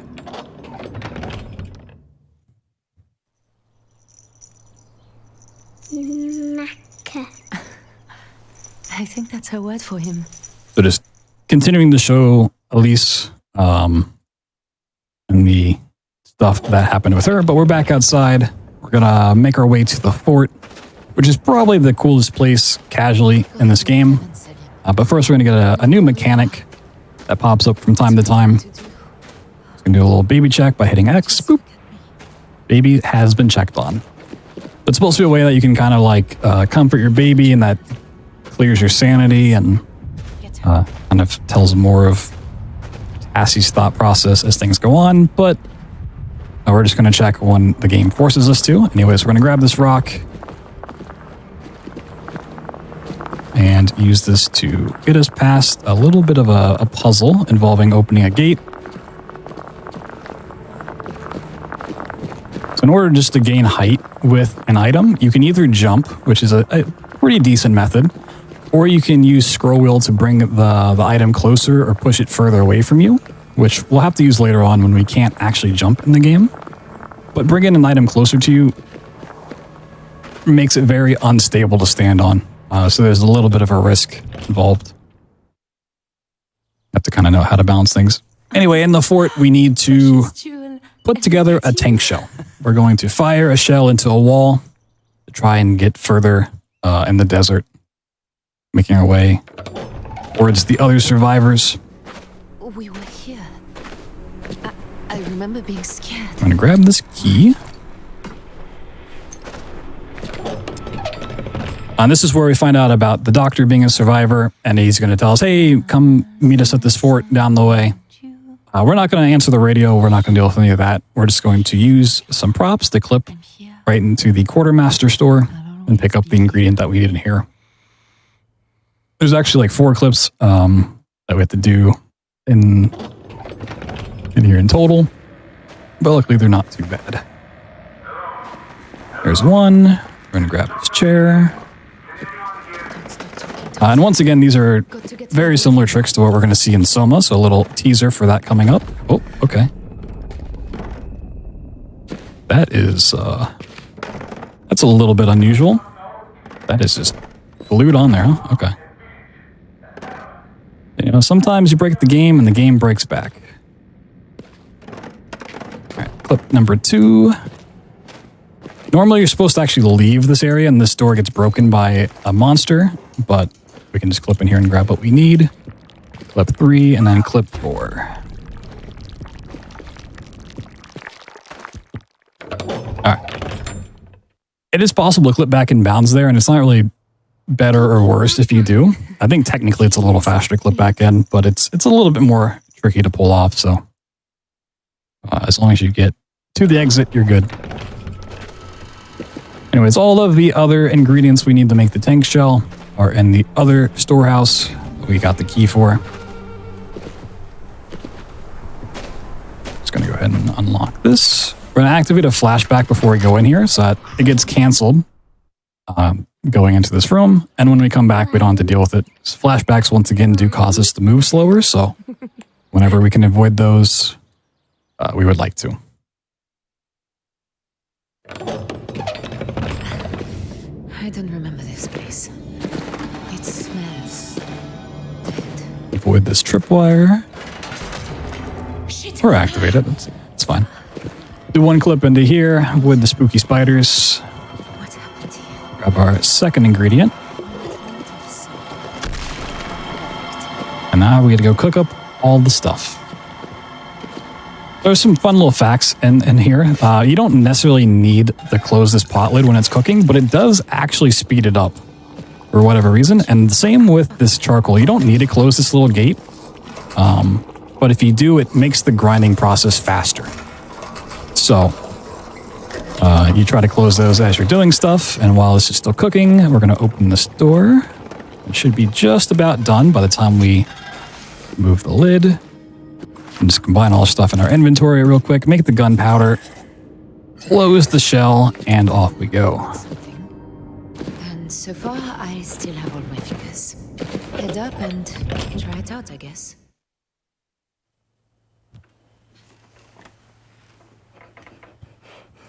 Shh, little one. It was a dream. A little bit more story information about Elise. The tragedy that befell it. We'll talk more about the story in a little bit once we get into like the back half of the game where that becomes more evident. For now, we're just gonna need to fire the shell off. We don't actually need to aim this at all. We're just gonna put this in, fire as soon as we can, and then the actual trigger for leaving this level is clicking on getting out of the tank. So we spin around, hit that real quick.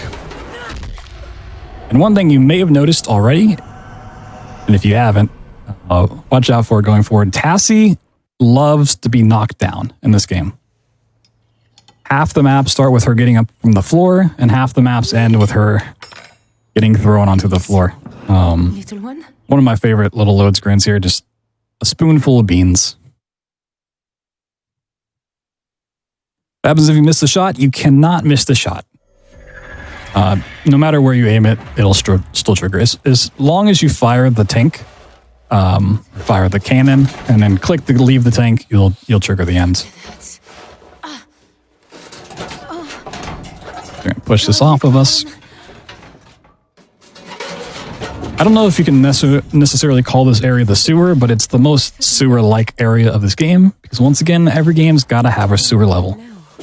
What the hell? I want to be complete with that one. I don't know how to do. So we saw that nice deep purple skybox before.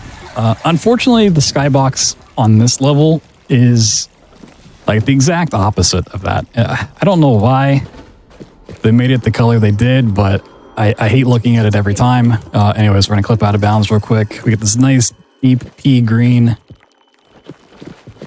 And we're going to drop down a little bit.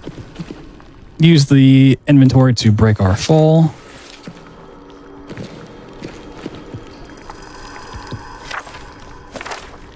Jump on these rocks. We just need to get over here so that we can pull this giant paperclip out of the rock pile here, which triggers the end of the map.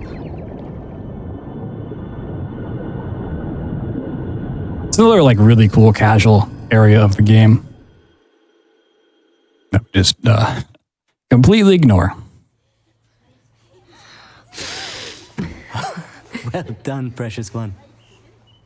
So coming up is another area that it kind of has some cool lore behind it. It's called the Oasis that we're just going to completely bypass. In terms of the story, this is where the crew members from the Cassandra, the survivors, I should say, not the crew members. There are some crew, but some passengers. Once they made it this far, they met the Empress. Tassie's also included in that, by the way. And the Empress realized that Tassie was pregnant. And the thing with the Empress is that she always wanted to have an heir. But she herself is barren, can't have kids. She notices that Tassie is pregnant, so she kind of leads them through the rest of the valley towards the the portal that will lead them to the other world that we'll find it later on. That's kind of how things get started. That's her descent into madness. And we're actually going to see the Empress kind of pop up here as we get out of bounds by climbing these rocks.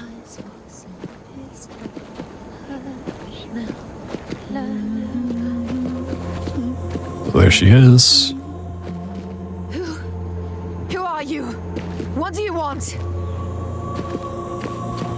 You're like, what is she the Empress of? She is the Empress of the other world, the Shadow World, where all the monsters and the orbs and all that stuff come from. But yeah, now we're on the outside of the map. Gonna run through the desert. Come on, you can't do this now. Also, like the previous games, although it's a different engine and everything, if you hit a downward slope, you can still get a giant boost of momentum. It's not super useful in this game, but there are some spots where it can save quite a bit of time. It's actually a really big one that we're going to try to set up for here. See how big of a boost we can get.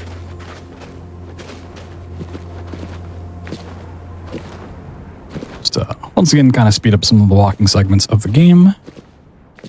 All right. Don't worry. Not too bad of a boost. We're all right. You can get one that not only gets you to this set of rocks, but you end up basically over here by this one, called the God Boost. It's pretty dang cool. So because we're supposed to talk to the doctor, he's like, come to this fort, and we see the smoke in the distance. But as I was mentioning before, Tassie loves to get knocked down. So we're going to take one of those trips.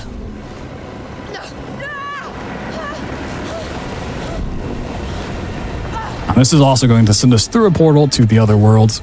We're going to spend some time here learning a bit more about the orb and alchemists.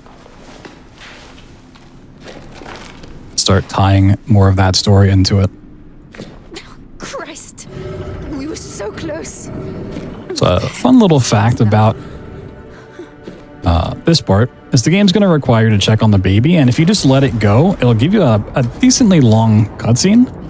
But if you hit it before it forces you to look at it, then you can just go on immediately. So you get that little blue flash at the bottom saying, hey, you got to check on your baby. You do that right away, you get to move on. If you don't, it locks you into a cutscene. So just a small time save there.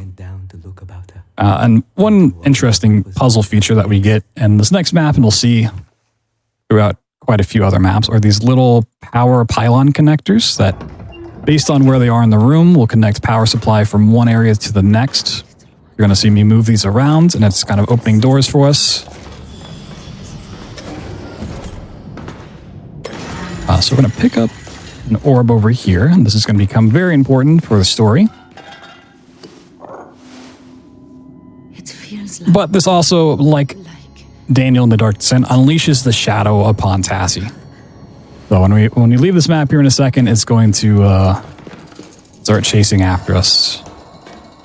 But the biggest skip in the game comes from this map. It's not actually in this map, but it's the fact that we're going to keep this battery and this battery.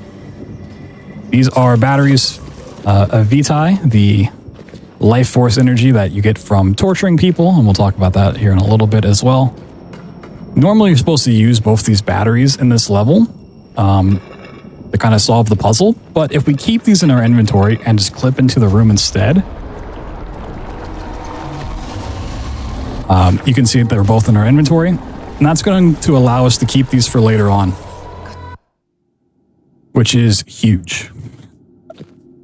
I'm kind of underselling how big of a time save it is later on. We skip like entire maps by having those two with us. We get another little flashback to Elise and the whole baby ordeal. But to talk about the Empress a little bit here as well. So the Empress took over for her mother. Obviously, she wants to continue her rule by having an heir, but she has a disease that her servants are like, it's fine if you have this. We'll feed you this life force energy, this Vitae. So they set up this whole factory of torturing people. of the other world and feeding her this that inadvertently kind of keeps her alive, but it makes her barren, so she can't actually have a kid, which sets her down the path of finding Tassie. But yeah, the other worlds, we're going to run past it very, very quickly, but it's all about torturing people and harvesting this life force. It's actually where the amnesia mixture comes from, of if you torture the same person for long enough, that energy is going to have diminishing returns, just because they kind of get used to the torture and whatnot. They feed them the amnesia mixture, so that they forget about it. And when they get tortured again, it's like they're getting tortured for the first time, and they get more energy. And there's some notes and stuff kind of hinting at Alexander taking that mixture and doing the same sort of torture methods in The Dark Descent, which is a nice little continuation of that. This is where we find out about Elise having passed away. Tassie once again going to wake up on the floor, realizing she's now much further along in the pregnancy than she was before. This can't be real. Wake up, Tassie. So I mentioned before about the lantern being really, really important. This is one of those maps. Although we're going to go out of bounds, the sanity and darkness will kind of affects us on this out of bounds, and we don't want to fall in the void when we're doing the hover here. But we happen to have the lantern, which is awesome for us. Before we do all of that, though, we need to grab this little plate, put it in this corner, and then clip out real quick. And this is going to look really weird, but we're going to grab this plate, look away from the wall, and then just wiggle the mouse until the plate clips through. There's no real strat for this. There's no hard way to do this. You just kind of wiggle the mouse until the plate clips through the wall. Sometimes it's quick. Sometimes it's not. You can kind of hear it jiggling against the wall. There it goes. Okay. So we have the lantern. We got the plate. I'm gonna do a safety save. Because this is also a map that you don't want to mess up.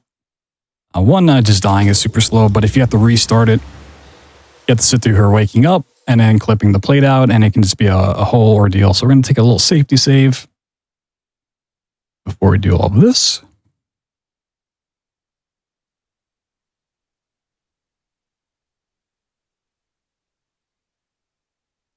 Okay, we're going to grab the plate.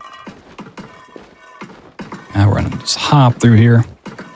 So I mentioned about the shadow chasing us as well. This is kind of a map that's built all around that happening. And just like a whole chase sequence, but we're just going to cut through the middle or past the stuff.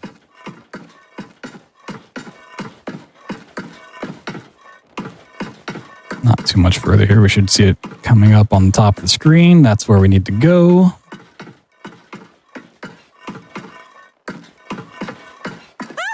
Okay, so where we got the orb from, it kind of goes over the fact that they have this technology that allows you to teleport stuff. There's like a little mini teleporter that you're supposed to do puzzles with. Well, here we find a big teleporter, and we're going to try to use this to get out of this place.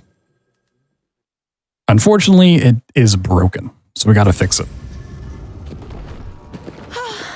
So yeah, if you see this giant orb thing, this is the teleporter. When you activate it, anything inside gets warped to the destination. Down again, little one.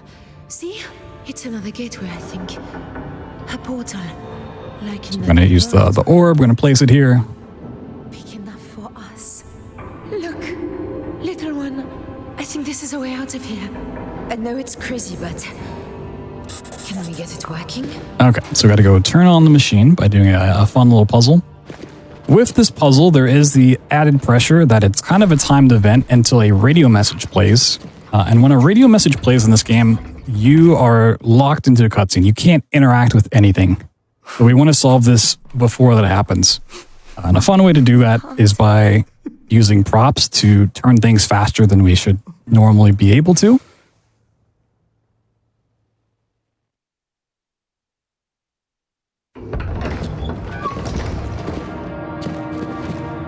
I'm going to grab this like sandbag sack of something. I don't know what's in here. we're going to use this to turn these little wheels. Don't want to turn them too far.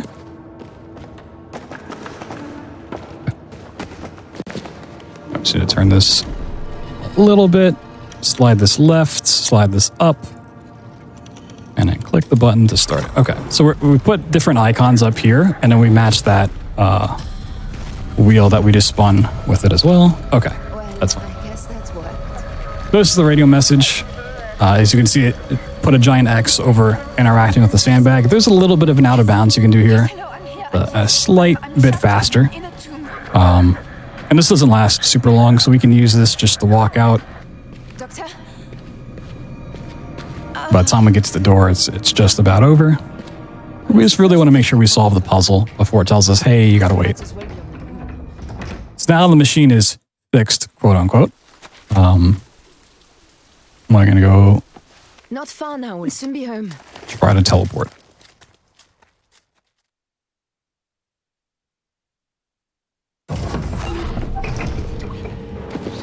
If you see those like pop-ups happening, those little jump scares, that's kind of an indication of like being in darkness for too long and that your sanity's going out the window. Doesn't mean a whole lot to us, but if you're just curious what that is, that's why they pop up. You need to align this in the middle. It's a little spindle win. Click this button, it's going to start us up, and we're going to teleport out of here. Everything's going to be great. Nothing could go wrong.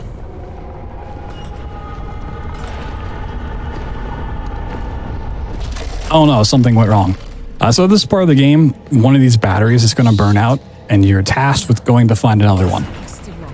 But we happen to have some. So I was going to plop that in there, set the machine back up, and try again. So that looks like nothing. That skips like 2 maps worth of content. You're supposed to like go through this giant maze, and then you have to deal with a couple of the survivors of the Cassandra who have essentially turned against you based on the events that happened before this game. And then you make your way through a creepy tunnel full of tons of monsters. Ultimately, you come back here and plug in the battery, but we just get to bypass all of that. Turn all of these things. And try teleporting again.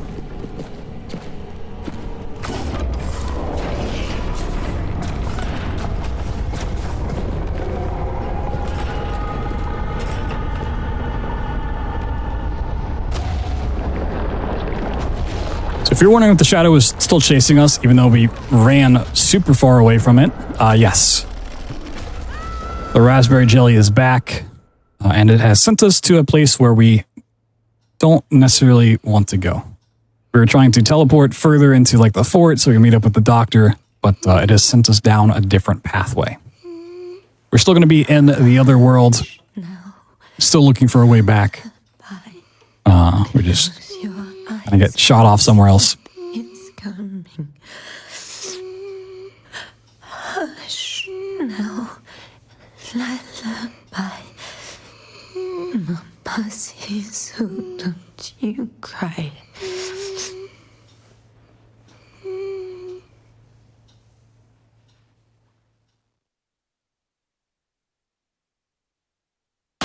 So this is like kind of the halfway point of the game. Things really start unfolding in terms of how Tassie really ended up being here and unraveling the events that started before the actual game started. That's kind of the whole point of these is, you know, something bad happens and then you have amnesia and you have to figure out exactly what did happen. So we're just going to clip out of bounds, go past all of this. This section of the game casually is basically telling us that not only was our kid, Elise, diseased, but we ourselves are diseased as well, which sends Tassie down a spiral of, if I'm diseased and my previous kid was diseased, how am I going to save the kid that I'm currently pregnant with? Don't want to fall off the map. The collision here is a little bit janky. Very easy to fall between these pillars.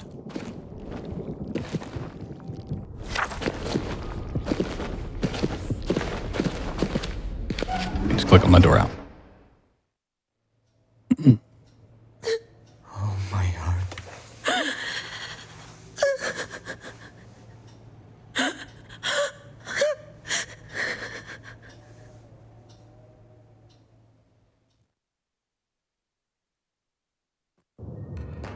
And this is the map that, once again, we're going to run past it, so I'm going to talk about it as we do it. This is where you really find out about how the Vitae energy is harvested, and the fact that it can kind of cure your disease, or at least hold it off, kind of like they did with the Empress. You go through the whole process of setting up a torture of a person held in captivity, and you take a shot of Vitae. Yeah, we don't need to do all that. We just need this energy pylon, and it's actually going to connect to the middle of the room.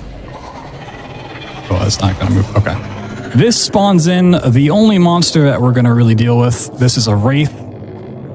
We kind of mentioned in passing the Alchemist before.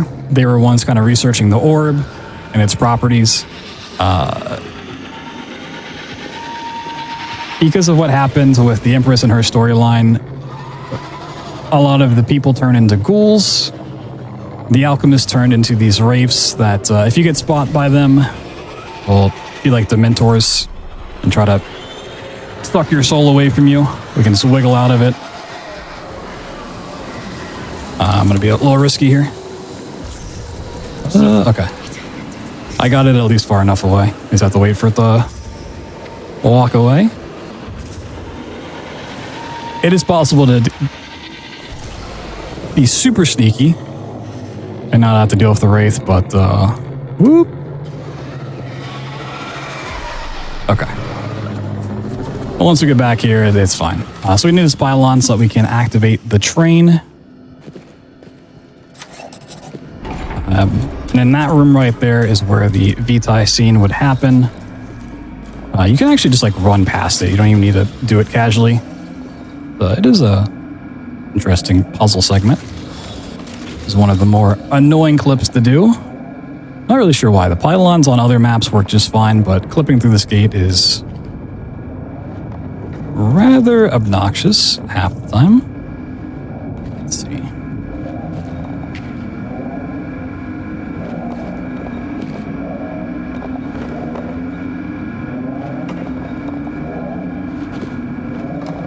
We might just run back out. A lot of times it is pretty important to do the clips just to get past tons of content. This isn't really a big skip to do. It's nice. Go. Come on, Tassie. All right. Let's see.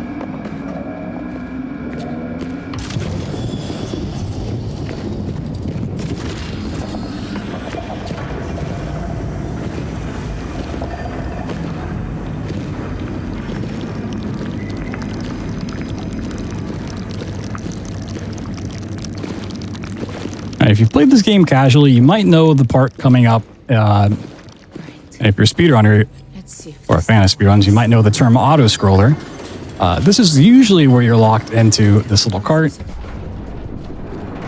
We have a way around it.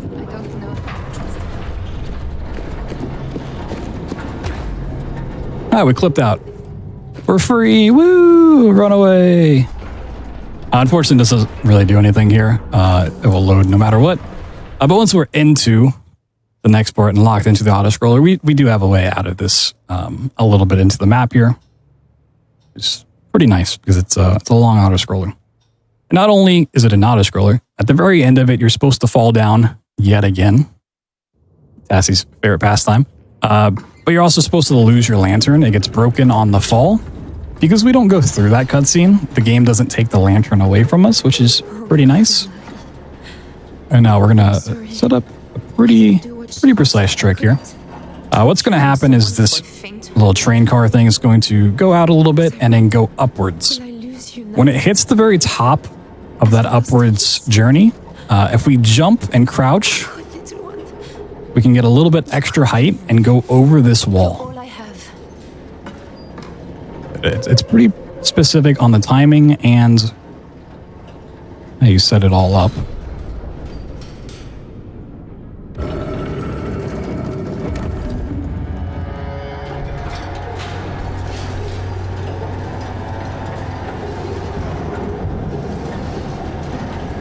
This is generally where I like the comment during my runs of this. The stuff from here on out, the tricks just get harder and harder. Once you've made it this far, you're in for fun stuff. We're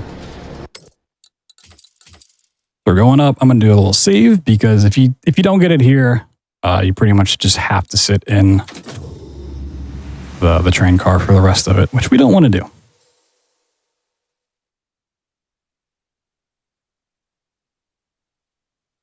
That would not be ideal.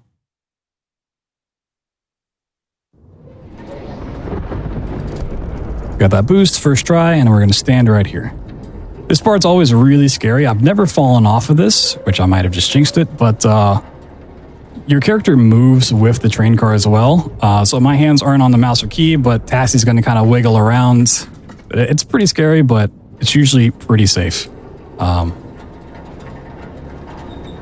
So all this is going to allow us to do is once we get up here to where this fake portal exists, we can drop off and kind of continue on our own.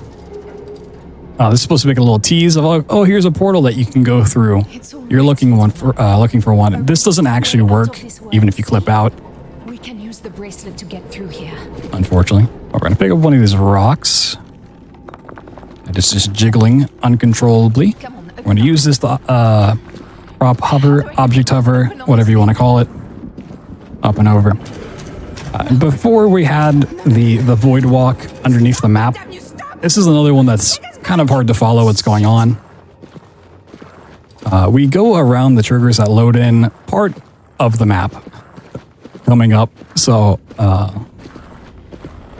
they're going to be dealing with some stuff that we can't actually see. We just have to know it exists. Involving two rocks that we need to move out of the way of a door and the door itself. It is possible to load in part of the room if you hit certain triggers, but I don't think I did. Okay. Yeah, there's a door and there's two rocks on the floor in front of it. I'm going to grab one, moved out of the way. Where's the other?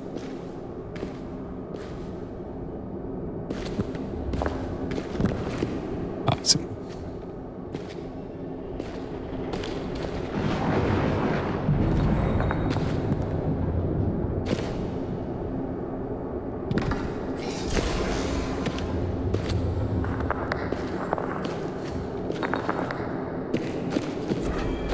And once you've moved the door open, because you have two rocks and you have a door and it swings towards the rocks, so you move them out of the way, move the door out of the way. On the other side of that, there's another door that you need to click on, is what happened there.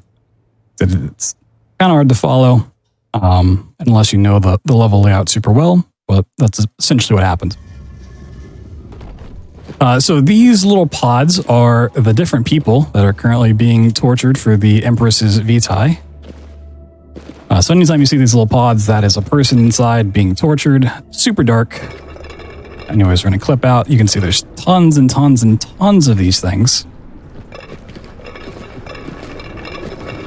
This is another like a little stealth sequence to get past some more of the wraiths that we're going to avoid dealing with by just hovering on this lid.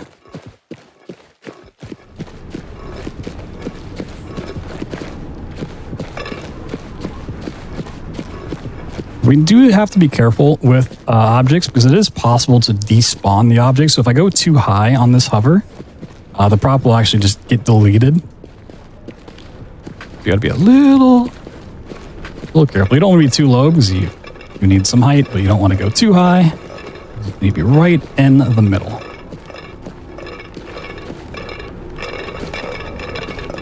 This is the end of the map. Now we're going to go into a dream sequence. At this point in the game, this map and the next one, I cannot jump. But we still need to do some hovers. So I mentioned previously when we were going to the fort that I can use the mouse wheel to bring items closer to me to get height. That's what we're going to have to use here. It makes it a lot more volatile and a lot more difficult. Shh. It's all right, little one. Than just jumping. So we're going to set up this rocking horse. I need to walk on top of it.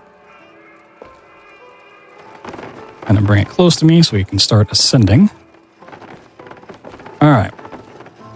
This is another weird trick. Normally you get to that little window and then you walk forward through a section of water to get another load screen, but the same load screen exists way up in the air here. So I just need to go up high enough. Also invisible, by the way. So if I happen to pass it up and I don't find it, I do need to like drop into it. Ooh. Oh, walk it back. Okay. There we go.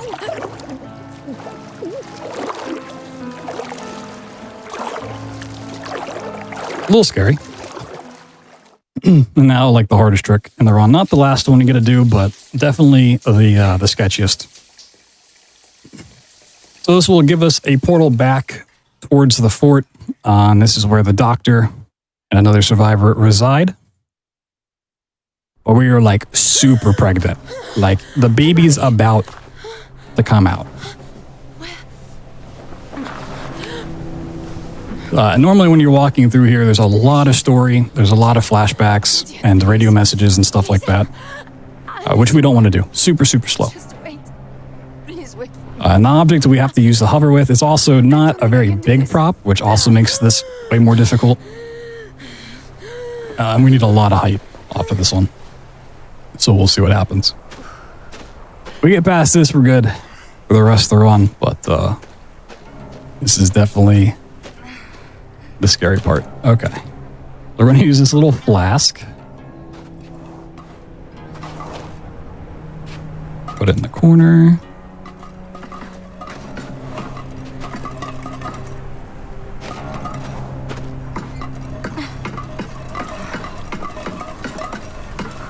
So now I need to like shift moving the object too close to me and being further away to keep pushing this up.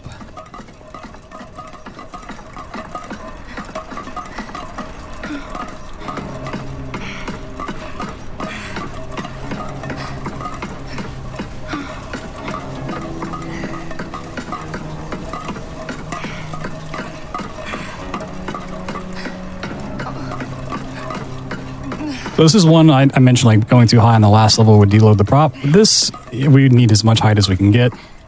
Really, some of these rocks exist, some of them don't. Actually gonna aim myself a little bit left so I can walk up this hill. I'm just gonna do a little bit of a safety route here. Some rocks exist, some don't, but there's also some invisible walls along the way. Just to add a little bit more annoyance. So we're going to walk left. From here, we're pretty much going to walk a little bit safer.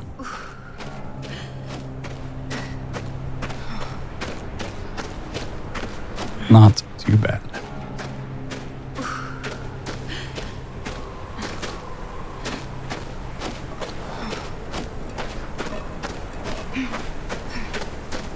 We shouldn't need that anymore. So you can see like the remnants of the town over there that we're just completely avoiding. There's a giant pit here on the middle that if you fall into, it is a very sad time. Optimally, you are going over this pit, but there's also an invisible wall here that you have to avoid, and it's a nightmare to navigate. We're just gonna avoid that entire mess, make our way into the town.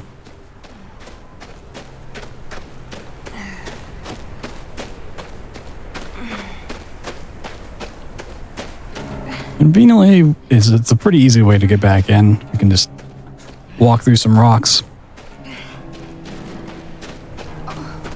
Now, we were supposed to go through a cutscene where it turns out Yasmin was also infected, another survivor of the Cassandra.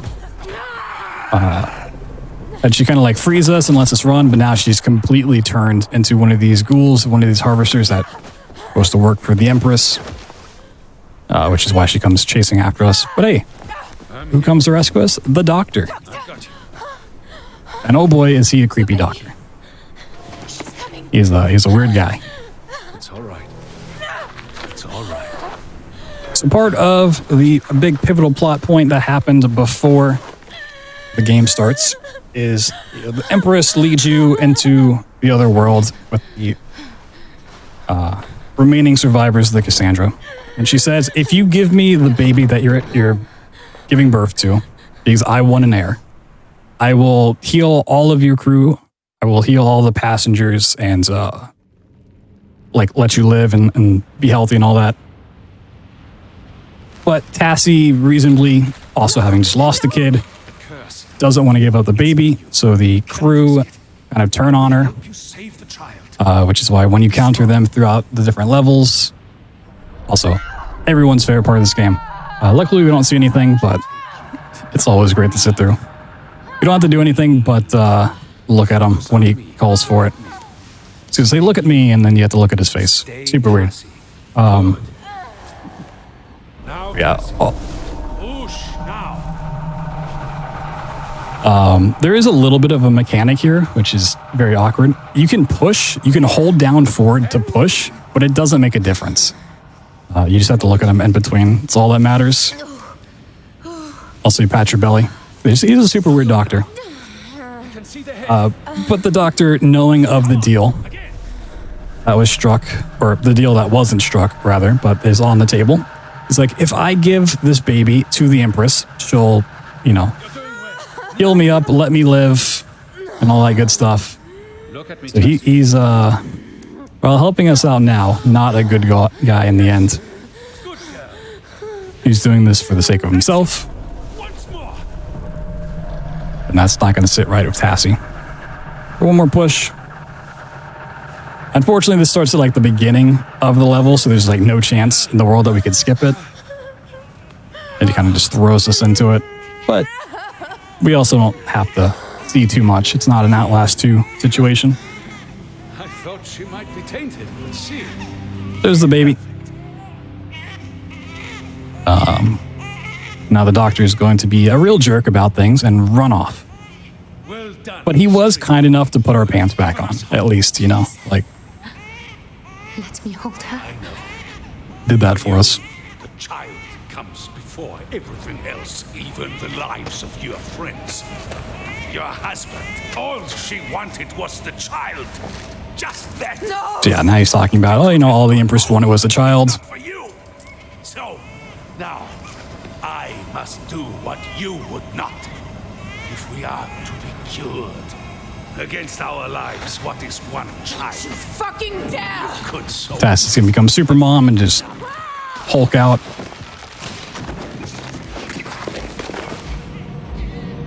And we're gonna chase him down.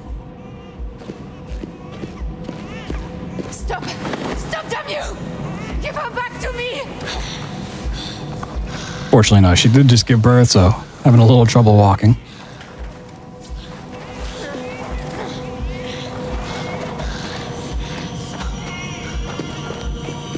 Now we're into like the final bits of the game, the big climax of the story. We really have like one big trick left and then the end of things. It doesn't really matter the path that you take here. You know, we just follow him because it tends to work out just fine. But if you like run off to the left or the right, the game's like, oh, you ran so far, we're going to warp you ahead and kind of load in the right spots, which is really, really weird. It's in case you just get lost, you can't find them, I guess. I will kill you, you bastard! So deep in this desert, although he took the Traveler's Amulet from us, he's going to go open the portal that we originally did to get to the other world. I have Lordman. Let me help.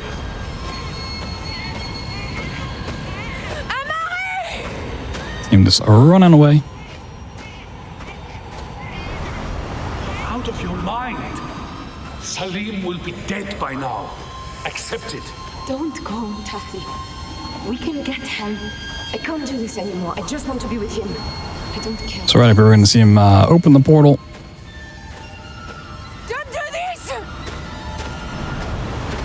Coming up, so a really small time saver. And it happens to only work because we have the lantern that we're not supposed to have here. There's going to be a little flashback, but typically the game, once you lose the lantern, if you hit the lantern button again, starts a little bit of dialogue saying, oh, I wish I had the lantern. If we pull out the lantern, hit that keybind before that dialogue starts, we kind of skip it. We're going to run up here. Pull it out. Bring her back to me. I'm just going to bypass that little cutscene.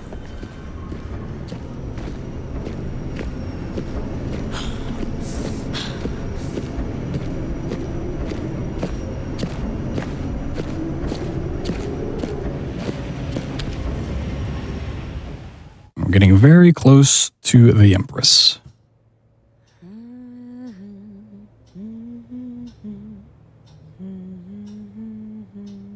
But we have a pretty big trick between us and the Empress.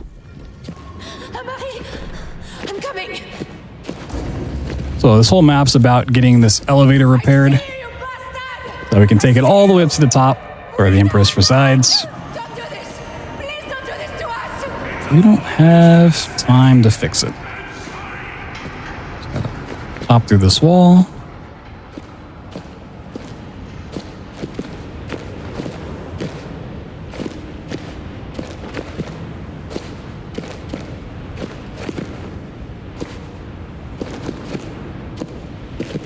Okay.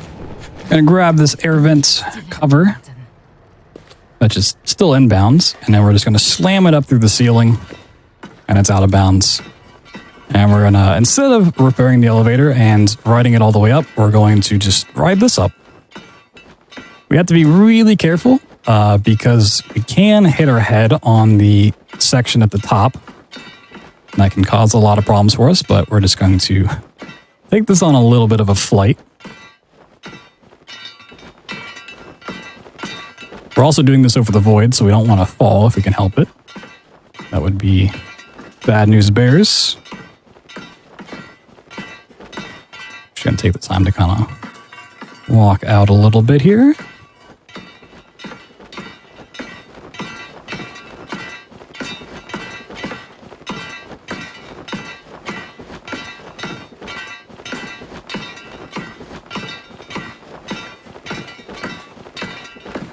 All right, so I am currently underneath the thing. Still underneath it. There it is. There's the back room. Okay. So this is like the big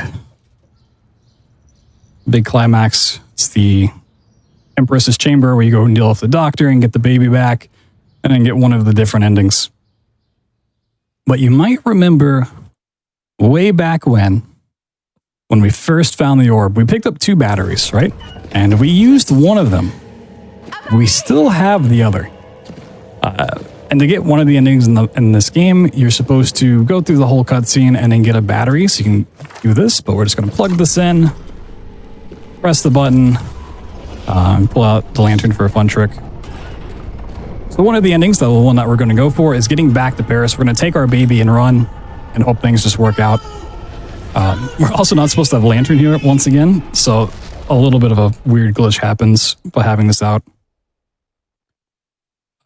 Where instead of seeing the baby, you get to see the lantern.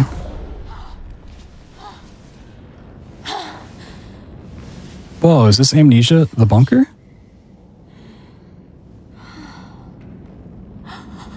She's gone. So any of the other endings, we'd have to go and deal with the Empress, and it's a pretty long cutscene, even if what comes after the cutscene is pretty fast. Pushing this wall will end time, and it is over.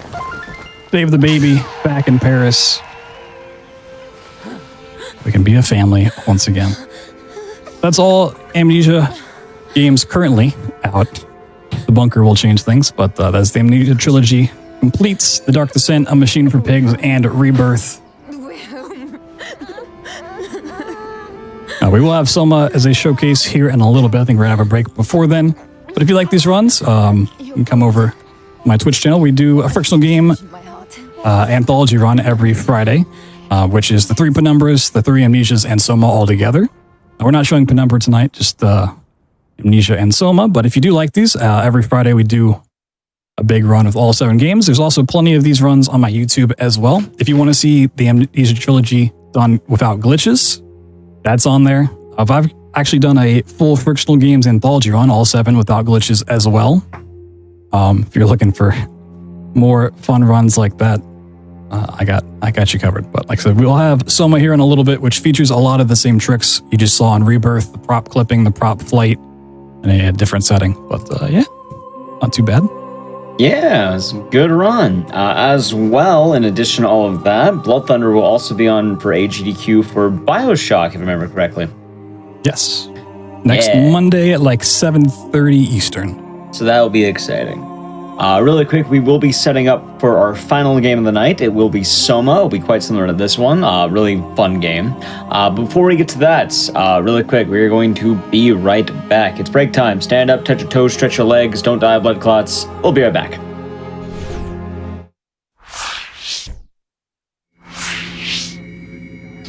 All right, everyone, we are back from the break. Welcome back. Hope you enjoyed the first showing of the Amnesia Trilogy. That's a fun series of games with a lot more out-of-bounds tech than you would think. It's always fun because you think you could be watching something like Mirror's Edge, but then you realize it's Amnesia. Anyway, continuing on to the world of Frictional games, and honestly, just one of my personal favorite speedruns to watch. We're going to be looking at a speedrun of SOMA, which is kind of like an underwater horror game, which has a lot of neat tech that terrifies me. Anyway, give it up for Blood Thunder doing SOMA. Take it away. Hey, what's going on, everybody? We're back for SOMA. I'll be showcasing this. If you just watched the Amnesia Trilogy stuff, this will have very similar tech to Amnesia Rebirth. A lot of the prop clipping, prop flying, all that stuff's going to carry on over. But yeah, it completely breaks from the overall story of the other world and the orbs and all of that stuff. It's its own unique setting. We'll get into what happens with Simon, our protagonist, and all that stuff. We'll watch a little bit of an intro, and then the run will start after that.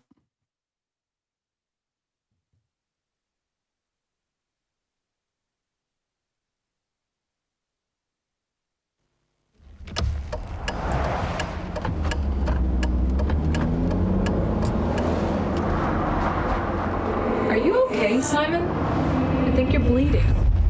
Oh, that's nothing. It's just my brain can't stop bleeding from the accident. Here, take this. No, that's for later, for the scan. It's green. Ashley, I need to tell you something. Simon, please don't make this weird. No, it's not like that. Why now? All right, time will start in 3, 2, 1, Why is there never go. enough time? For what?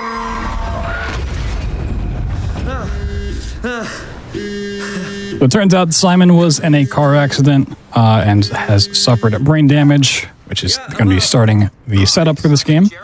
Don't mind this plug that's plugged in, but also still has this side just open. Super dangerous, and Simon's sleeping in jeans and shoes.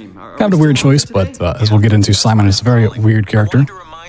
Anyways, we need to do a brain scan, and for that we have to drink some fluid, which can be in one of 3 spots, and it's always going to be in the last spot you check. I'll see you in a couple of hours then. Okay. So to speed things up, we're going to immediately get out of bed. We're going to check our cabinet, check the bathroom, and then open up this drawer to get our fluid. I like to call penny milk. As Simon will say, feels like milk, but it tastes like sucking on a penny, which is just... But the taste, it's like sucking on a penny. Sounds lovely. We're out of the apartment. We're going to take the subway over to Dr. Munchie's place, who's going to do the brain scan for us. We're going to be spamming right click, so when we get this phone call here, we can just silence it because nobody wants to answer their phone.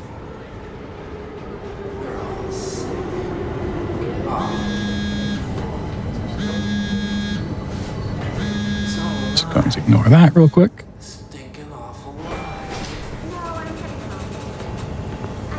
Find me in a... So like Rebirth kind of had this existential question of like, what would you do to save your child?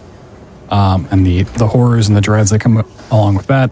This game is more about what makes a person, right? The whole Ship of Theseus thing, if you take their brain and put it somewhere else, take their memories, put it somewhere else, transplant it somewhere, is it still them? That kind of question. And Simon has a real tough time grasping these concepts, as we'll come to find. So we got to go scan our brain data real quick. Dr. Munchie? Meet Dr. Munchie, Oh, hi. Didn't hear you come in. who's not actually a doctor. Well, it's just Never something you want to find but out. I'm working on it. Actually, you're helping me right now. Is this part of your thesis work? Yeah, it's a study I'm doing with my colleague Paul Berg. We hope to design a gentle way to work with brain reconstruction to help people like you. Oh, did you take the tracer fluid? Yes. Yes, I did. Great. Well, we can start whenever you're ready. Just gonna hop in this chair. So we're gonna get a quick flash here, and we're going to seemingly be teleported somewhere else. What's actually happening is this is taking a brain data scan of Simon's brain, so they can kind of diagnose what happens. But they take that brain data and put it somewhere else. You are Simon Jarrett, correct? So we're continuing a version of Simon, but we're not continuing this version of Simon. 1988, July 16th. Right. Flat neurograph, version. Also, yes, spoilers. Good. All files in order. Will this hurt? It's just a scan. It'll hurt about as much as getting your picture taken. Indians thought cameras. So yeah, I mean, the cabling here is just atrocious. Well, let's hope. Cables everywhere, just randomly plugged in. Ready? Say cheese.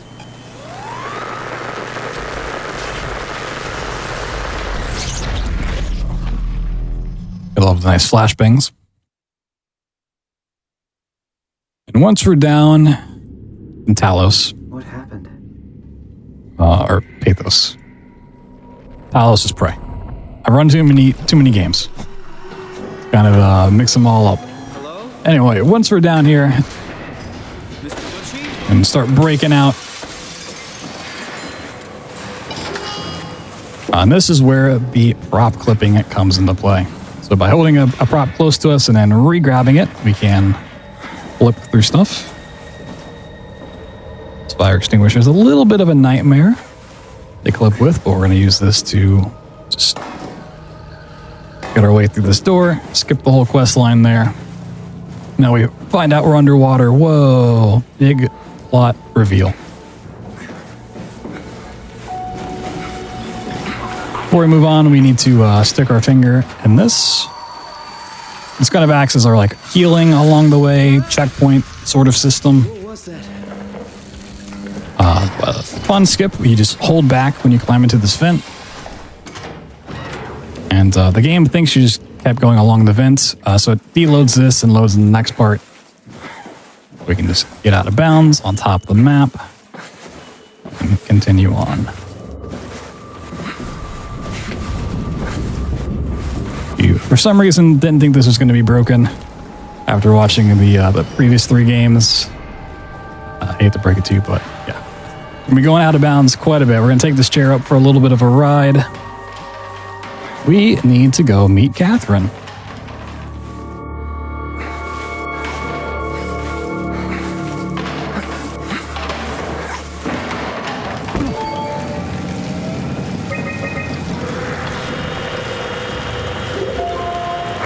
We just skipped actually quite a bit of content there. Kind of finding out that there's robots and that there's kind of people in robots. And starting that whole thread. Hi, Simon. I'm Catherine. Have you figured out? So Catherine's going to kind of break the news to Simon of where he is and what's going on here. Where do you even begin? I mean, what is this place? How did I? Catherine has a lot of patience to deal with Simon and all of his questions. You've never been there before? Where did you work? The Grimoire in Toronto. Is that really important? No, I mean, where did you work at Pathos 2? I don't know what that is. That's unexpected. Did you come directly from Toronto? Yeah, I did. And it was very unexpected. Have you seen any people? Like staff or field technicians?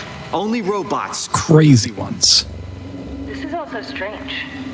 You're telling me. Some fun quotes mixed in here.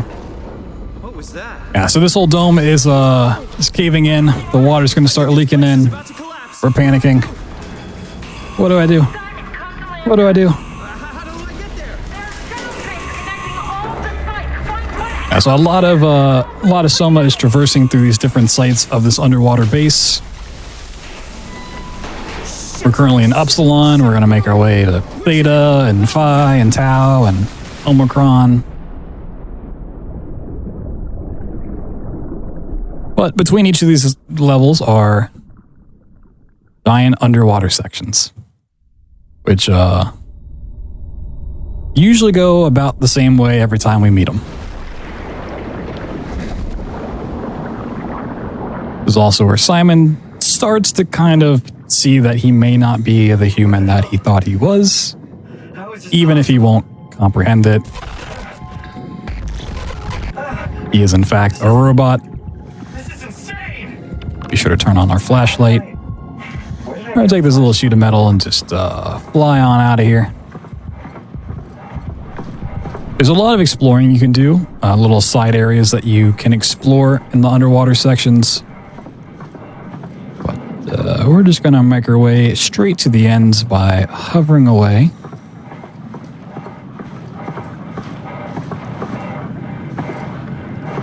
A lot of these sections do get pretty hard to see. It's just a case of knowing the angle that you're on and trusting that if you keep hovering in the right direction, you will end up where you need to be. So we're just going to make our way over into the void here. And we're looking for a green light in the distance. That's where we want to be. One thing I love about this game, even though Simon is a robot, he still continues to breathe. He doesn't need to, but just to comfort himself, he will continue to breathe. So fall down a little bit. This game tries to avoid load screens by having what's known as preload triggers, so there's spots on the map that you hit that will help the game to start loading in the next level. That's very important for us to hit here. Not always, but this will keep the props loaded into the next map as well. If we didn't hit this and just went on to the next map, we could not keep this little sheet of metal that we really do want to keep. It's going to be very handy for us.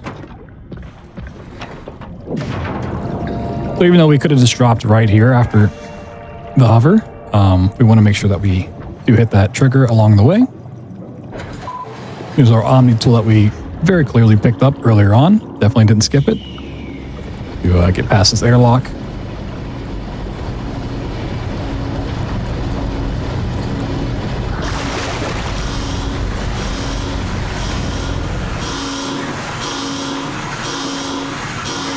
To actually transition to the next map, we need to activate this, but we don't want to be in bounds anymore. We want to get back out of bounds as quickly as we can. Grab this fire extinguisher, take it back to where we just came from. Pop this wall, and we're going to do a little bit of a safety save. Because this hover, unlike the ones in the water, does go over the void and has a chance of going wrong. We're going to use the same sheet of metal that we flew on before, that we saved, to skip the shuttle, skip repairing the shuttle and taking it down the tracks, and we're just going to hover over the void in the darkness and hope things go the way they should.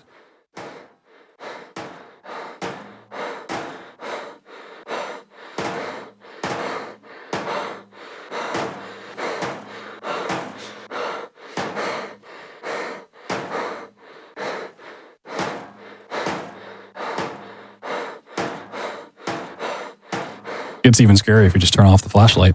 Oh my god, I can't see anything. Oh wait, I couldn't see anything before. Oh no. So a little bit further and we should pop back into where we can see some stuff. Not too far. Oh, there's a little bit of light. Getting close. Oh, a little bit more light. A good sign. Where we want to be.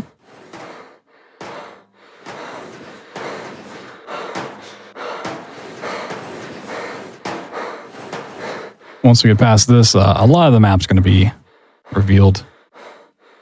There we go. We do need to worry a little bit about height here. We need to hit a certain platform. It looks like we're going to be a little bit too high.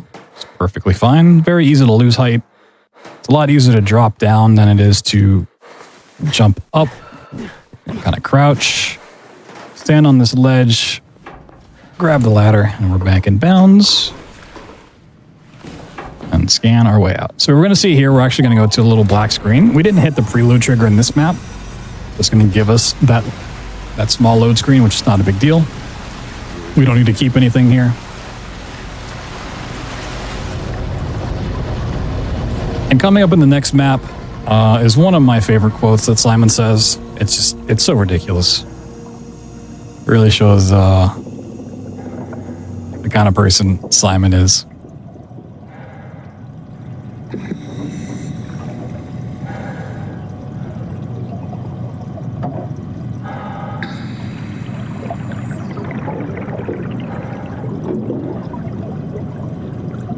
Wait for the load back in. The ladder to come down, and then we get to traverse through another underwater section.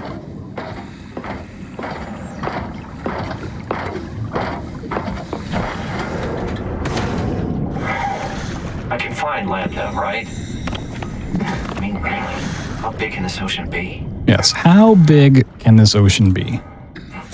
Really makes you think there. Anyways, we're going to grab this little scrap metal looking thing and then just follow this pipe on the floor. It's going to lead us to where we need to be.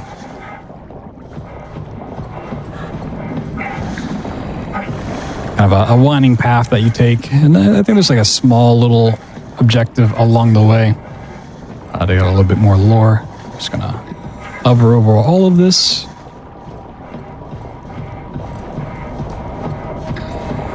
This is one where we actually need to gain quite a bit of height, so we want to either jump along the way or bring the object close to us, which would make it a little scary. Very easy to fall off of small objects like this.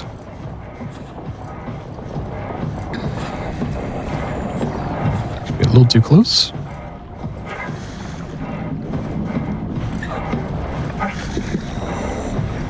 There are certain times like this where you have a real good guidance of where to go. You just follow those like green lights in a straight line. I'm pretty easy. We'll see later on there are some hovers that we do that are really blind. And you just kind of have to know. It's real scary. If you happen to wander off the path and angle a little too far right or too far left, trying to figure out what you did is a real nightmare. Okay. You did fall off, but pretty easy to get back on. So we're not over a void. There's really no harm in just hitting the ground and resetting the prop hover, but a little bit more height here. We could just run up the stairs at this point. It's not like super slow once we've made it this far, but we can sneak into the backside of this place by hovering up to this window or crack in the wall, whatever you want to call it, and just hit the load screen from back here.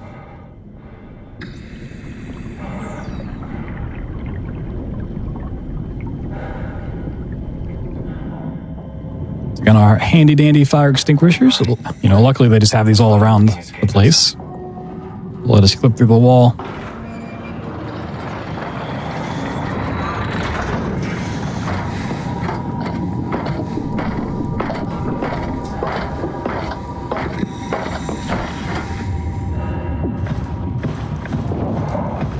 Slip right between that. So we could just walk through that door instead of walking all the way around, but it actually hits a monster spawn trigger that we really don't want to deal with. So it's like a little bit slower to walk around, but saves the headache. Clip through this wall. That's going to get us up top where we can start pulling out some power plugs. But as we're going to learn about here in just a second, there is something called the WOW lurking around, which is going to take an interest in us. I'm going to start unplugging these. Let's need to unplug 3 of them. Doesn't matter which ones.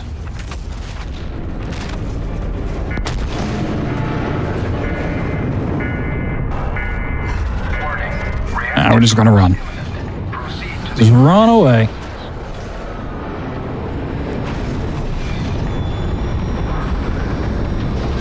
Just keep running.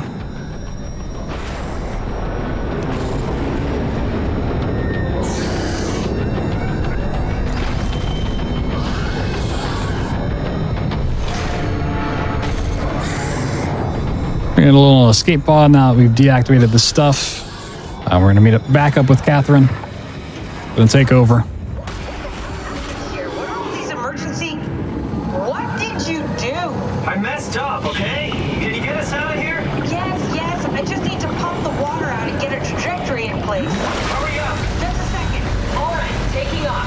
Hold on to something. Yeah, so Catherine's just like constantly cleaning up after Simon. Just so much patience. It's pretty remarkable.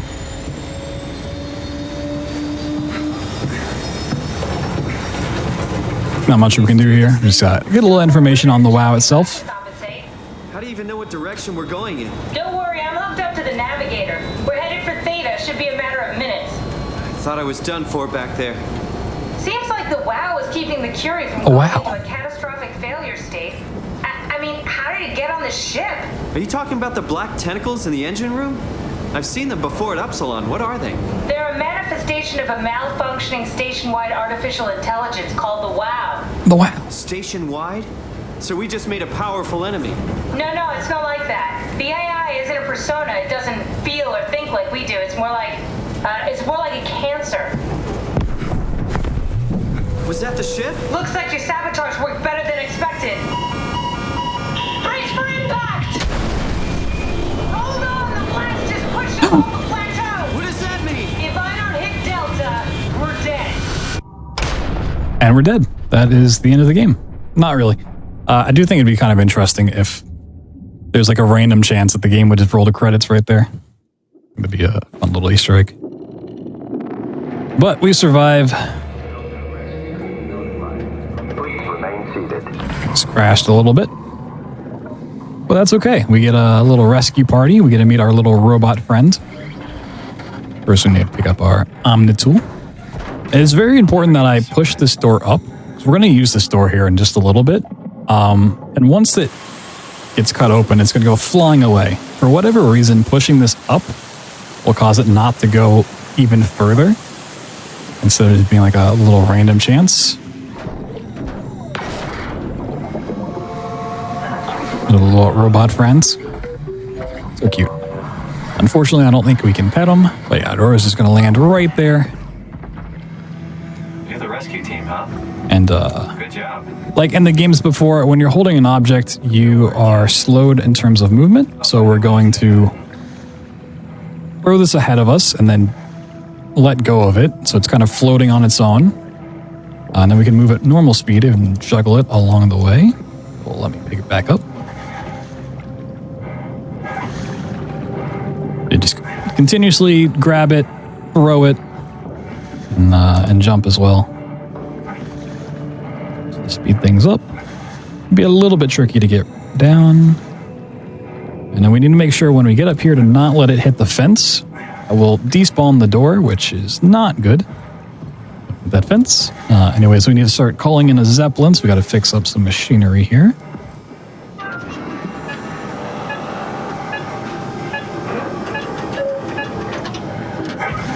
That going. All right. So now we can go over to this terminal and actually call in the Zeppelin. It's going to be our ticket out of here.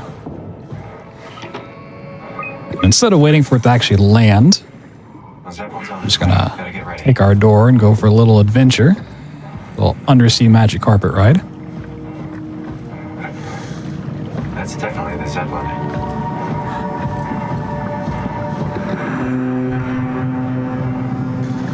Doing this just so we can start this little dialogue with Catherine early. Calm down, we're safe. Oh, it's really disconcerting popping in and out of existence like that. Where are we now? Delta, at least that's what you said before the crash. Oh, right. Of course. Is this a Zeppelin? Appropriately named. You think it can get us to Theta? It's a cargo transport. They use them for moving materials between the sites, anything that's too big for the shuttles. One kind of like a thing that you do throughout this game is upgrade your Omni tool to get further and further through the levels. And it turns out your Omni tool here is in need of an upgrade. Then you know how it works. We need to get a new tool chip and switch it. Care to point me in the direction of the closest tool chip storage? I think it would be easier to just take one from a robot. What? Just just knock a robot over the head and steal their chips? The toolbox That's right, I just take their ultra variety bag of Doritos. Come on, I don't want to hurt anyone. Isn't this a bit much? It's just a robot, Simon. We're just robots. Sort of. I'll get us a chip. Alright, we gotta go steal some chips from our robot. No choice. Not our little robot friend, he's too cute to harm. We're gonna go take it from this other robot over here. Gotta give him 3 quick zaps with the stun baton. We're gonna try to jump to block his path so he doesn't run too far away. Because once you zap him 3 times, he's always gonna fly over to this pillar. The closer you can keep the robot to this spot, the better. Got our chip. Hello, little buddy. And we're moving on with the chips. Getting this will allow us to take the Zeppelin over to Theta. But we actually don't need to ride the Zeppelin. Thanks, Simon. It turns out. Don't be mad, okay? We do need it to actually move. It will load in the next map, or the next part of the map, I should say. Kill a robot like that? I get attached to them too. I'm not a monster. But in this case, it had to be done. He was talking. I mean, he was delusional, but he seemed sincere. Present. Yeah, well, I'm sure it's fine. Was he really that different from us? It's just beginning to sink in. I mean, really sink in. I'm a robot. Didn't we cover this already? This is where Simon kind of starts really thinking about his situation. You know, the Zeppelin's supposed to be a good ride to start asking these type of questions and Maybe hit that switch over there so we could get moving? Oh, yeah, sure. dealing with that situation. It's supposed to be a back and forth between Simon and Catherine here. But the way this game handles dialogue is it has to be proximity based. So we're going to run away from Catherine here because the Zeppelin's kind of slow. So we're going to hear Simon's dialogue, but we're not going to hear Catherine's side of things, her rebuttal. So it's going to seem really awkward. You get one half of the conversation. And we do need the Omni tool back from the Zeppelin itself. But we're going to go prep a couple things before it lands by just hovering over this void. The map's going to change here in just a second or two. Probably actually have too much height, which is fine. Better to be too high up than too low. It is possible to fall into the void here, but we are just fine. Gonna run ahead and make our way to Theta. Said prep the door. Simon should start questioning things here in just a second. Yeah.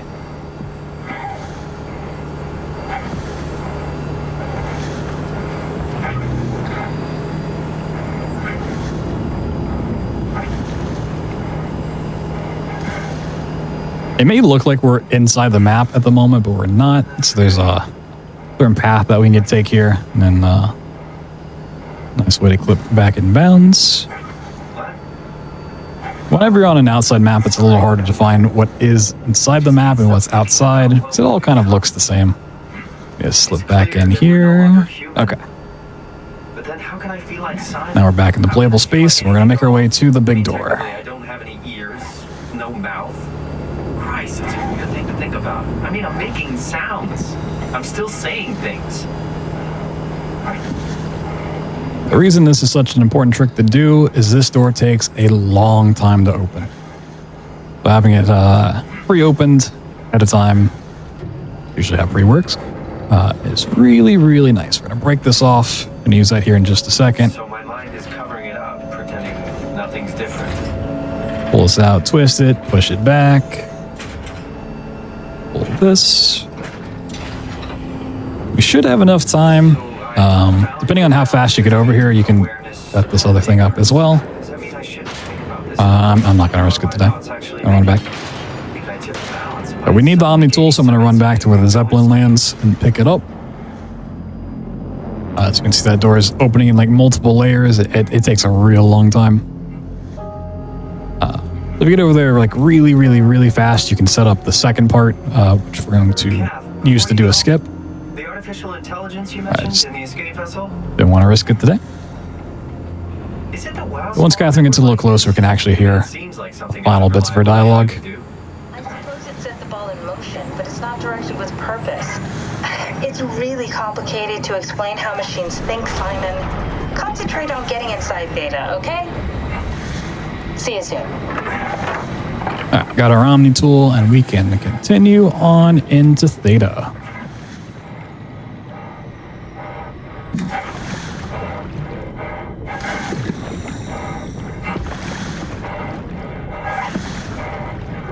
So we were going to use that little panel that we ripped off, and all we're going to do with this is wedge it into this door. Help speed up the airlock here. What we're going to do is start the scan and then jump out and back in. This is going to keep the door open for us. Jump out, back in. And that just kind of helps speed things up a little bit. It can also result in the door on the other side of this being not where it should be. It doesn't happen every time, but yeah. Hello? We just get like an extra door here. Kind of weird. But we're immediately going to get outside of Theta. We don't want to do the puzzle here. It is really slow and honestly not a puzzle I'm a fan of casually. Just going to go up through the ceiling.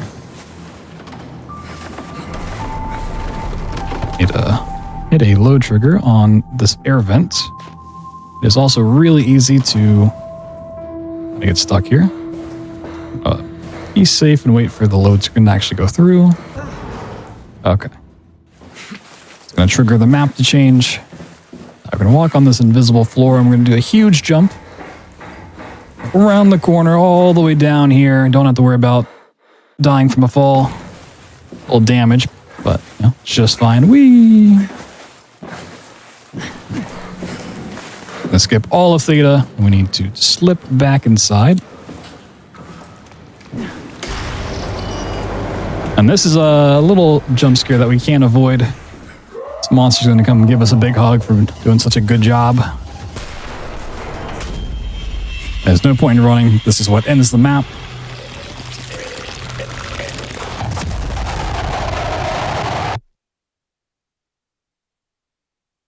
A little cutscene. While the cutscene itself is what it is, I always like to point out Simon's gaming setup. You know, like most people watching this are probably gamers, I have to imagine. So it's nice to look at some gaming setups every now and then. And oh man, his is so nice. I get jealous of it every single time.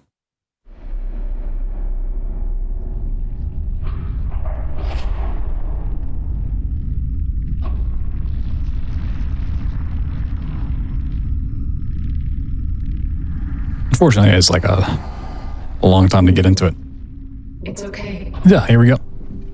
We got the some sort of Xbox over here. We got the nice monitor set up.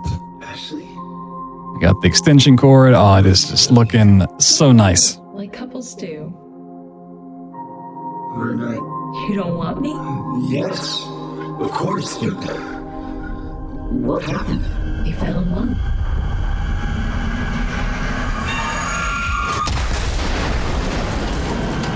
Back in Theta.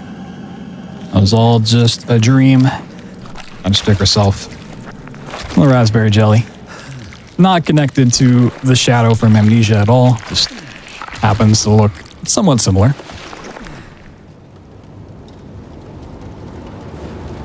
And now we need to leave Theta. We were trying to get over to Omicron. And what better way to leave a map than to just literally leave the map? A little bit of a risky one. We need to clip through this wall and then immediately stand on the other side so we don't fall in the void. Get up on top of the map and then make our way to the end. Be a little careful where you jump here. Want to jump off the map, don't want to get stuck on stuff. Just reverse the out of bounds.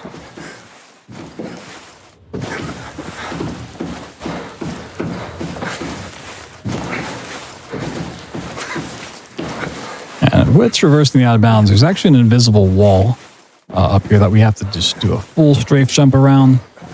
So right here, we can't progress any further. Just jump around it. And drop on this vent so we can pop through the map. We got a nice object hover ride over to the end.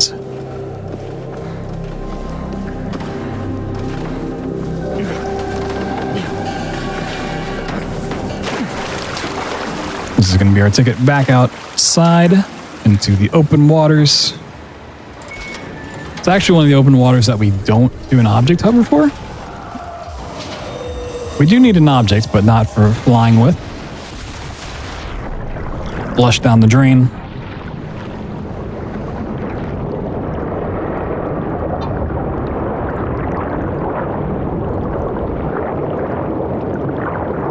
So there are typically 2 different props that you can use for this map. There's a very risky one. It's a little bit faster because it's a smaller prop, so you move a little faster when carrying it. Well, that's not the way we're going to do this. We're going to play it a little bit safer, mainly because I just like the object. So yeah, we can pick up one of these pieces of sheet metal and bring this with us. But we're going to go pick up Bomberman. He's just hanging out underwater. I don't know why, because bombs don't typically work too well underwater, but hey, he's down here. All right. Let's find Omicron. Omicron is definitely one of the more memorable parts of the game, where we start dealing more with Simon's inability to understand the whole mind copying, duplication, cloning process.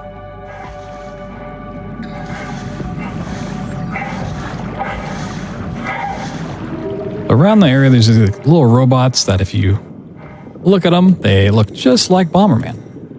I don't know why, but he's hanging out in here. So we're going to take this with us. Once again, holding the object makes us really, really slow, so we try to juggle it in the air if we can. Bring it along this very scary scaffolding.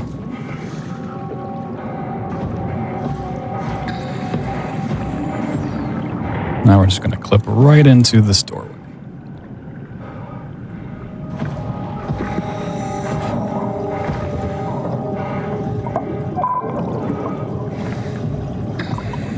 Not only is Omicron one of the more memorable parts of the game, it's also one of the hardest parts for the speedrun. Because there's a lot of stuff you have to do here, and the checkpoint is not generous. There's a ton that can go wrong, and if you do any of it wrong, you have to do it all again.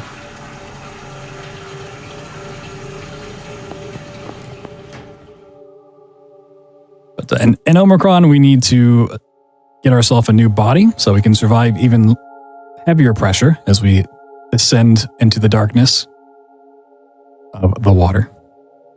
We're going to go around getting some spare parts so we can fix up the body. Typically, you're supposed to go find the body first, and then you get the task to repair it. We want to get all the parts first so we can set things up and just go fast.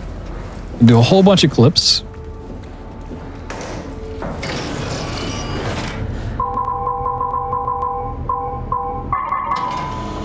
This is part 1.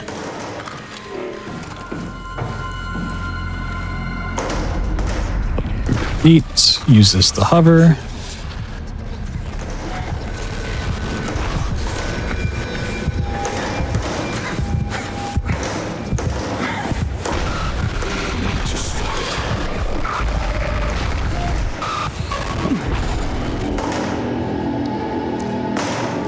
Flip one more time.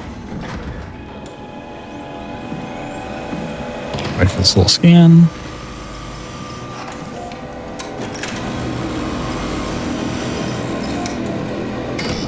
So here we're going to be picking up part number 2, but we also need a handy dandy item to clip out with.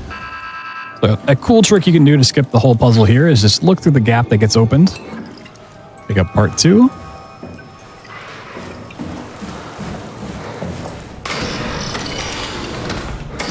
I try to do 2 clips with this little tray. Set it up. The smaller the prop is, the harder it is to clip with. Having the bigger items is definitely a benefit, but hey, we got those pretty quick. Another hover up to the top floor.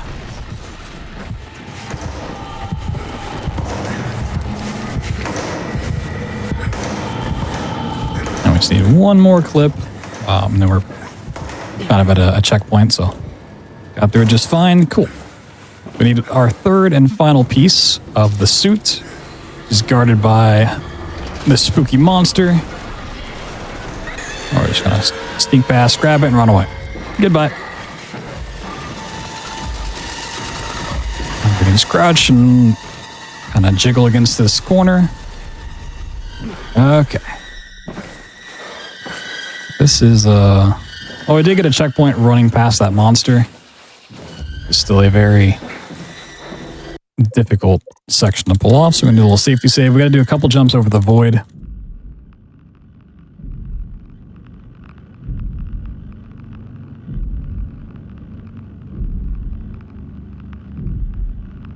Be a little bit safe about it.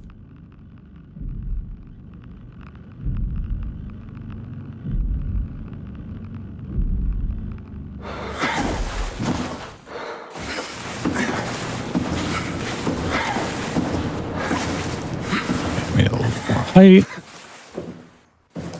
Around this corner. Hey, that was the hard jump. Got it first try. Let's go. Okay. Flip back in. Say hello to Catherine. This is kind of where we get the quest line of like, oh, hey, we need a more advanced body. Can survive deeper pressures. So, you know, go do that, Simon. Luckily, we already have all the parts, but it is very easy to soft lock this part if we don't do it correctly. This is we're doing everything out of order. Fits me? I mean, I'm kind of in a suit already. That's been bothering me too. You know how you were transferred from Vancouver? Toronto. From then to now. How could I forget? Okay, so we do it again. You want to send me to the future? No, you idiot. I want to transfer your mind into a new body. What? Look, we already know it can be done. We don't need to make it a big deal. It is a big deal, Kath. It's a huge fucking deal. There's got to be something else that can take us down there. But Dunbat Theta was the only vessel that could take that pressure, and you saw what happened. Then think of something else. Simon, please. You don't have to switch this instant. Just play along for now. If we find something else, then great. If not... I'm not promising anything. Thank you, Simon. Have a look around the room. This is where they would keep the power suits, if there are any left. All right, let's set up a bunch of stuff. We're going to open the exit out of here. We're going to put a box in here. Start up the terminal, and then touch this body. Very important we do this in this order so we don't soft lock. Okay, while that's happening, we're going to open this door that is normally going to shut and lock forever. But, ooh, this is a little scary. Can I... We really want to stick this chair in here if we can. Unfortunately, I don't think it's going to go the way I want it to. Ooh, that is real bad.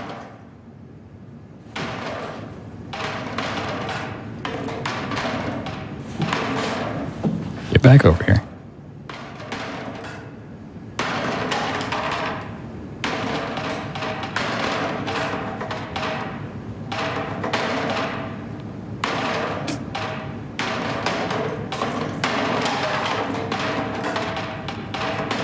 Just need this to be wedged in here. Don't waste time, Simon. Activate the power suit already. I get it, Catherine. I'm wasting time. I get it. Not to be mean. Too slow for her. Might be able to get out. It's just gonna push it out, huh? Might need to go through that part again. We have that safety save in place.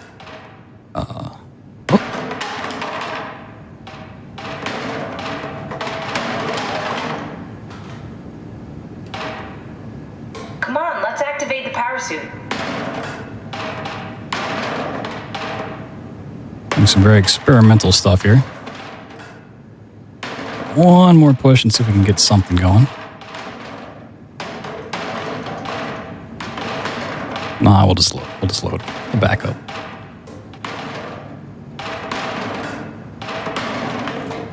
Great physics.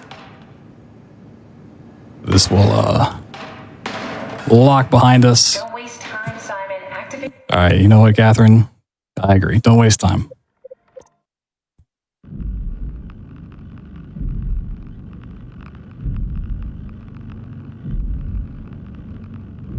like her mindset. Bit unfortunate there, but that's the way speedruns go sometimes.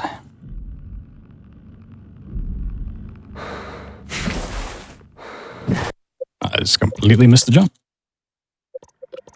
Oop.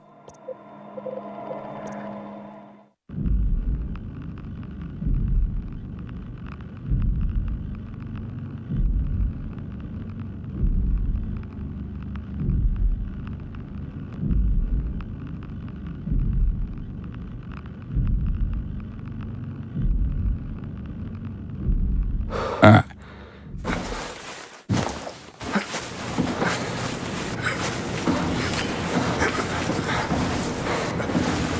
Let's jump up here, do this all again. Nail it first try. Once again, easy peasy. Let's listen to this little bit of dialogue.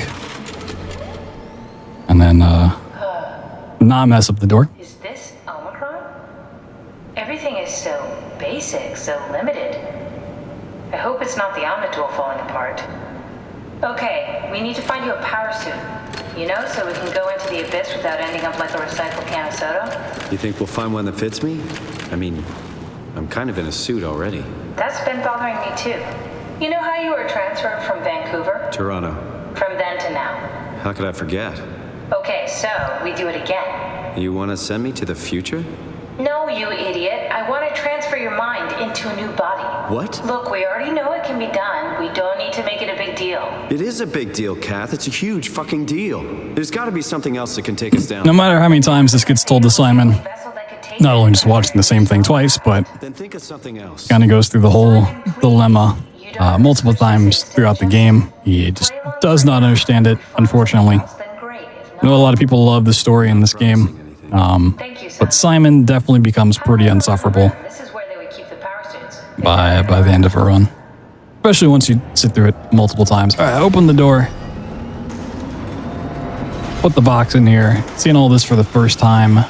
Definitely haven't done this already. Click the body. Be a little bit more careful about the door. All right, wedge it in there. Now we can start repairing the body. Putting all the parts in. She's missing her head. Gross. This could work in our favor, though. Look for a terminal nearby, see if you can boot it up. This is crazy. Don't worry, it'll work. Put the battery picked up in, and then put the oil in. Oh, I'm going to activate the suit. Alright, try activating the suit from the terminal again. And now the reason that sticking this door, or this chair in this door, is that we can leave, and this is going to allow us to skip quite a bit of the cutscene here.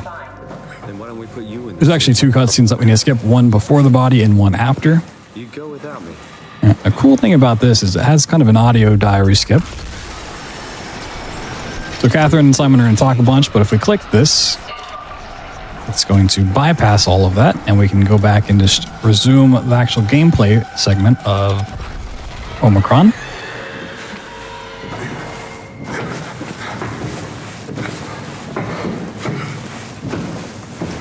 Just going to go sit in the chair. We need to loop back the activity manifested by your current. That's everything. You can. All right. This is going to take a brain data scan of us, just like at the beginning of the game, where Simon in Toronto ended up in Fate those two. I'm going to do essentially the same thing, but we're going to transfer into the body that we just repaired. When I say transferred, we're actually just making a copy. So the Simon that we were just playing as is still in that chair. And we're just going to run away. There's a little bit more story that goes on here. We're going to go skip it using that same diary. No, it's just... Why was it still talking? It's the same like before. Catherine, why was he still talking? That's how it works, you know that. What do you mean? You know it's not magic.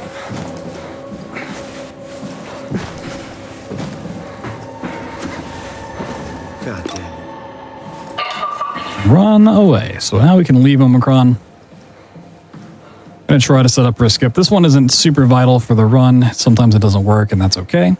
which is a free one you get to go for. Gotta make sure to pick up the Omni tool on the way out. Don't want to forget that. Okay, as this is filling up water so we can go out to the ocean once again, we're going to clip back in. As it's unloading the map, we're going to wedge yourself out here and just wait for things to change. And wait for the world to change.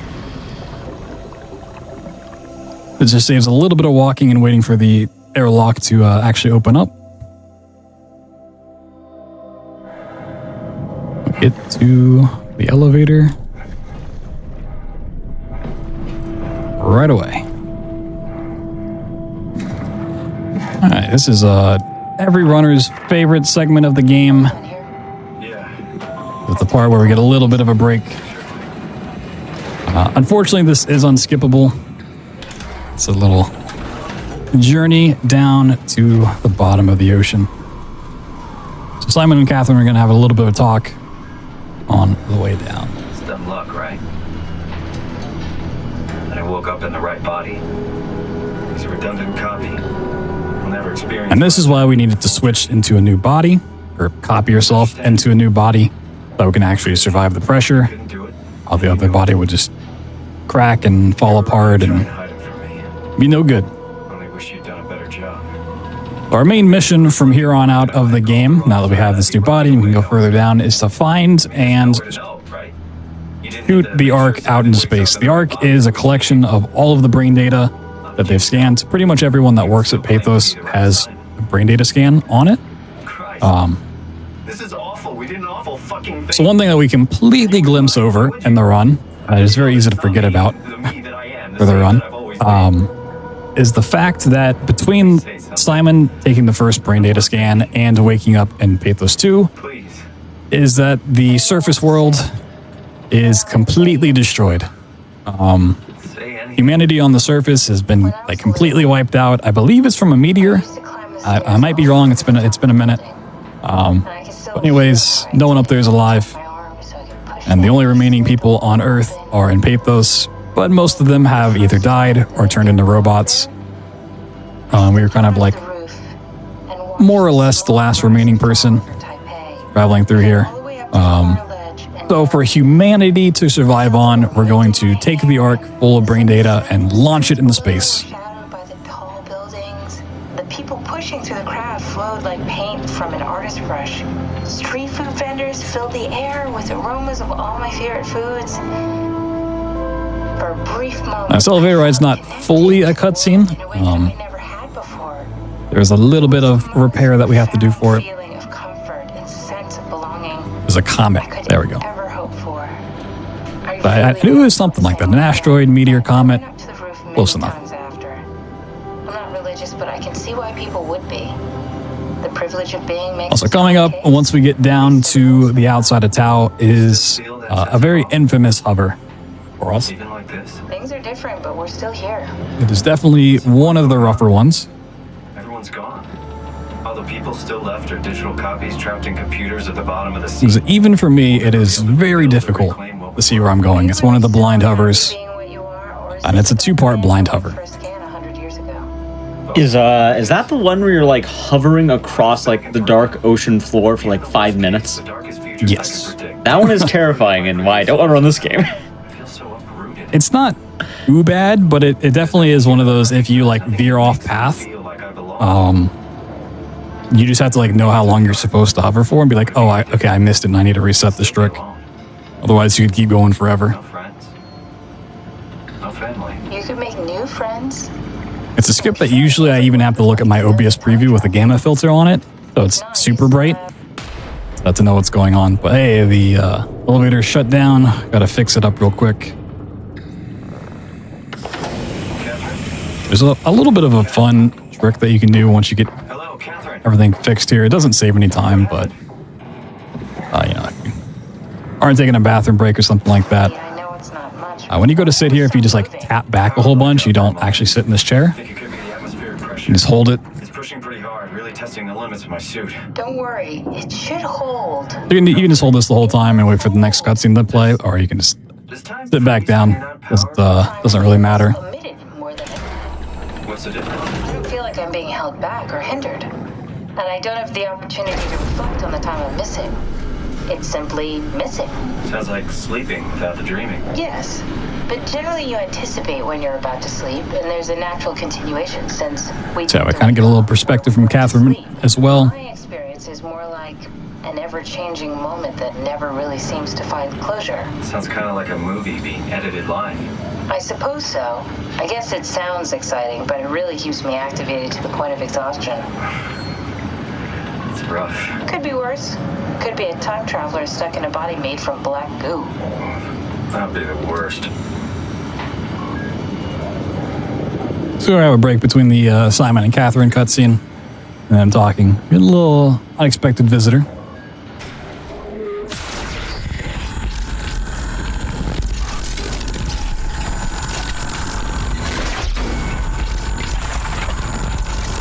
It's the WoW.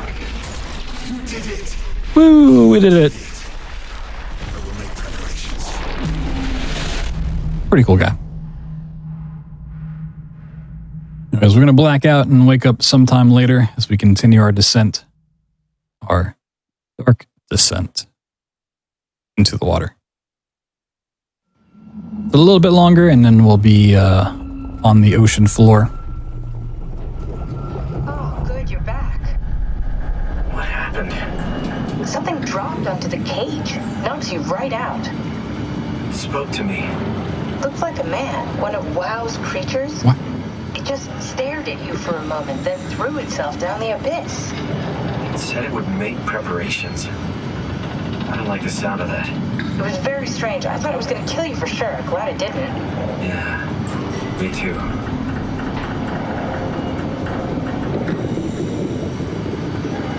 So one question I do get asked quite a bit when I'm running this is kind of about the lore behind the WoW and what it is and the storyline. It's one of those things that I've skipped over for so long. It's been a while since I've played the game for the story. I don't really remember the whole deal with it. Badly. Hey, we hit the bottom. I'm for the fun.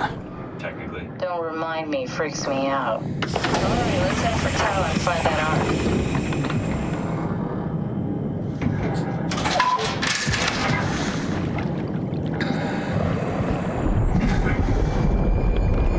I always like to think of this place as in SpongeBob when they go below Bikini Bottom to the other place. I can never think of the name. Rock Bottom.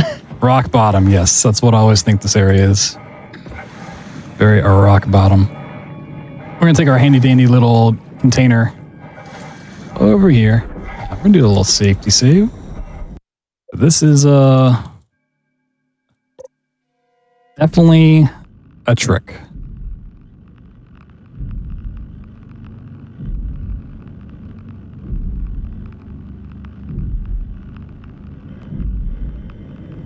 And our thing just happened to disappear. Sometimes it'll float away. Okay, so we're going to take this. We're going to go way up in the water. I always want to say sky, but there's no sky underwater. That won't make any sense. Go way, way up.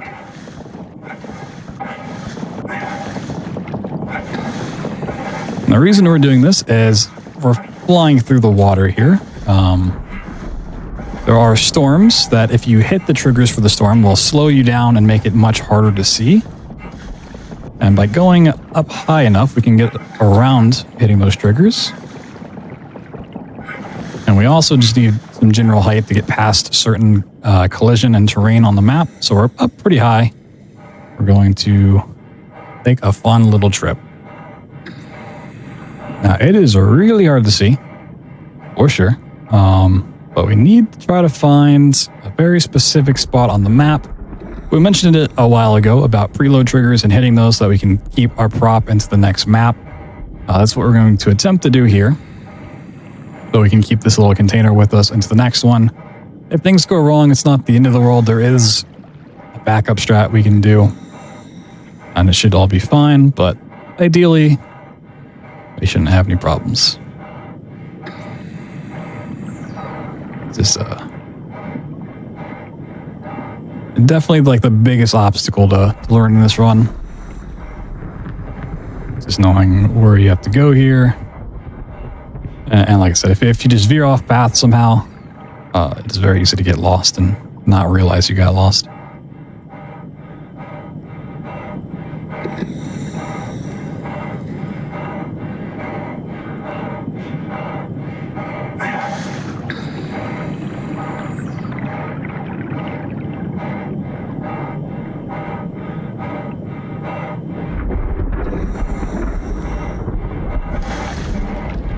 I actually could have gone up a little bit higher, but this is going to be fine. A little bit more right.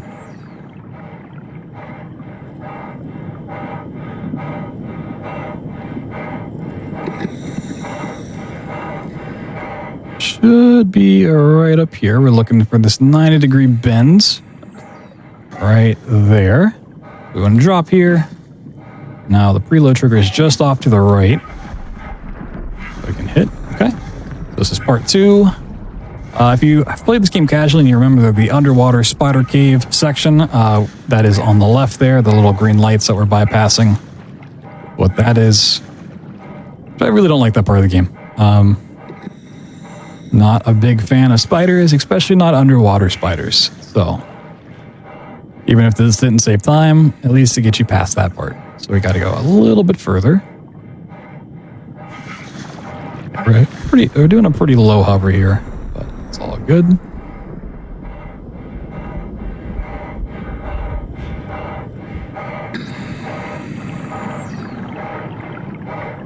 Luckily, this game is not Subnautica, and there's no Leviathans going to pop up and try to eat us. Really have to worry about that. Just going to follow this this pathway of lights.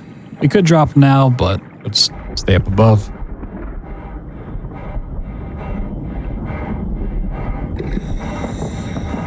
Yeah, we found Tau. No issues there.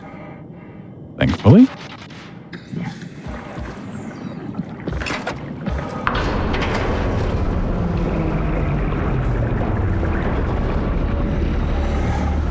The reason we want to bring this container with us all the way to the airlock, that as this is proceeding into the next map, we're actually going to use this to, I didn't swipe, clip out of bounds. Where'd it go? Hello?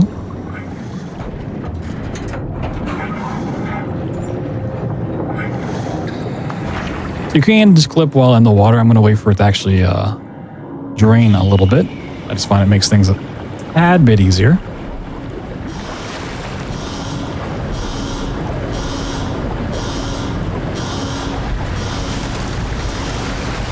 Now, as the map changes here, this pipe's just going to disappear.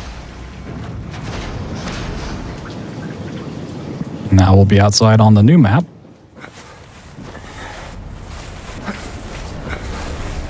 So there is an alternate version of the skip where you don't do that clip and you do a different one to get out here. Never been happier to be inside. I'll have to showcase it today.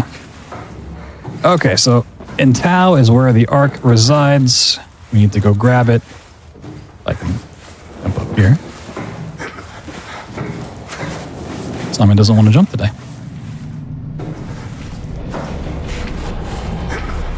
Okay. Makes me a little worried because the bigger jump, the bigger trick is this one here.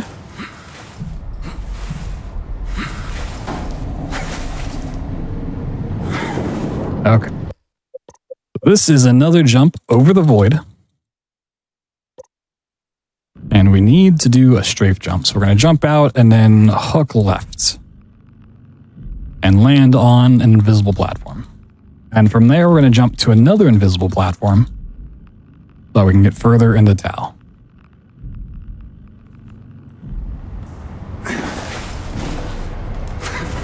Alright, that went pretty smoothly. Thank goodness. It's definitely one of the harder jumps in the game to make. So this is going to allow us to jump right into the room. Can't remember this lady's name, but she's actually the last surviving human. For us, she's just a ghost, so we're going to just go ahead and disable that life support real quick. Now that's the Ark that we could pick up and continue with, but now that we can pick up the Ark, we actually want to do it from out of bounds, so we don't have to carry it around through the map.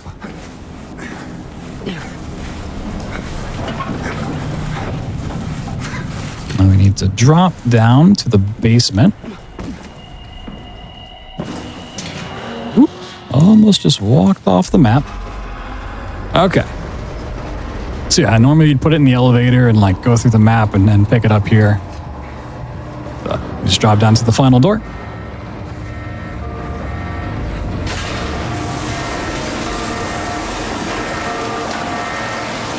Just waiting for this door to break open from all the water. There's a little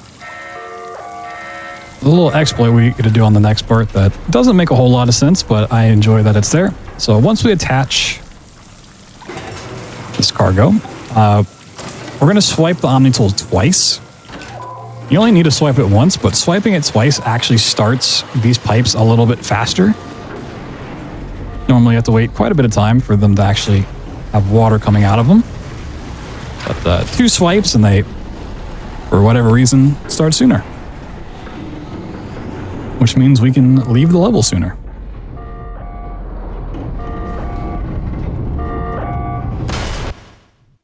We really have like 2 maps left to go. This is our last time being in the open water. So I'm sure you can kind of guess what's going to happen here. The Ark is on its path to the cannon that's going to shoot it into space. And this is typically where you go and deal with the WoW and resolve that storyline. Once again, we tend to skip it, so I don't actually remember what happens with that whole story. We're going to take this thing of metal, whatever you may want to call this, through the ceiling. And this is going to allow us just to follow it all the way to the end. But instead of running off to the side and going through the whole WoW section, we're just going to take this straight to the end. Follow the Ark closely behind it. Then all we have to really do is deal with getting the Ark into space and the fallout that happens with that. You can see on the left, we're just bypassing some stuff. A lot of pretty lights.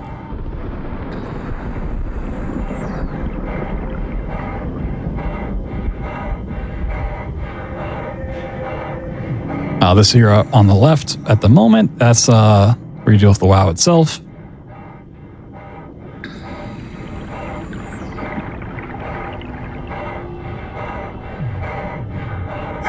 During this part, I always feel like a tour guide, just like, coming up on your left, this is the home of the WoW. Feel free to take pictures.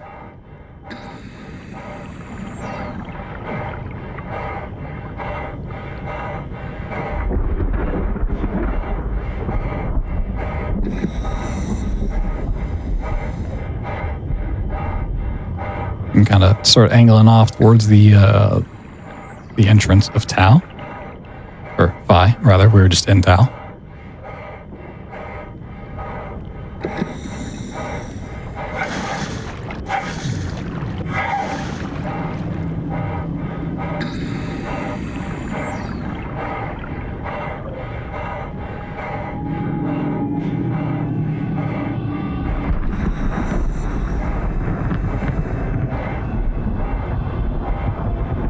There it is, right at the end.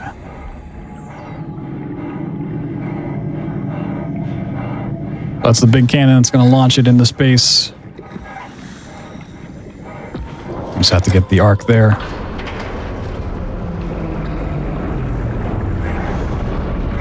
Can actually use that little thing of metal that we brought with us to open up the hatch a little bit quicker.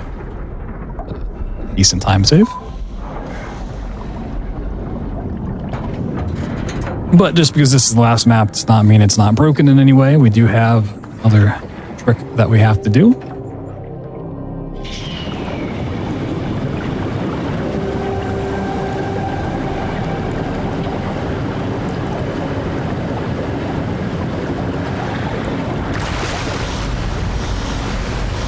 Just gotta wait for the airlock to go through. And we can proceed.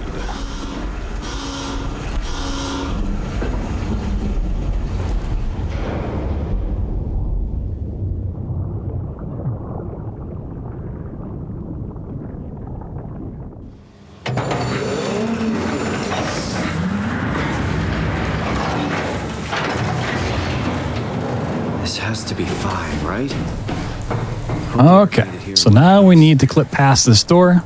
And to do that, we're going to clip past something else instead. We're going to take this little book. Not a great prop, but it's really the only one we have to work with here. We're going to try to crouch jump into a little corner. Up through the corner, and then we need to clip the book through the same corner by just bringing it closer and further away from us with the mouse wheel. We're going to use this to hover past the airlock.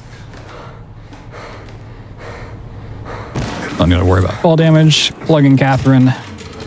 We can begin the process of launching the Ark into space. Guess you won't have to. Not after this is over. Look how comfy this chair is. It's got armrests. No cup holders, though, unfortunately. Comfortable? As good as it's gonna get. Okay, I'll activate the seat. You should be able to use the machines to load the bullet you assembled. How do you operate this thing? So we're supposed to put the Ark into a giant bullet. You know, it's usually how you launch stuff out of a giant gun. We skipped that whole part, obviously. But now we're going to load up the bullet. Super easy crane game. Just click and point. Or point and click.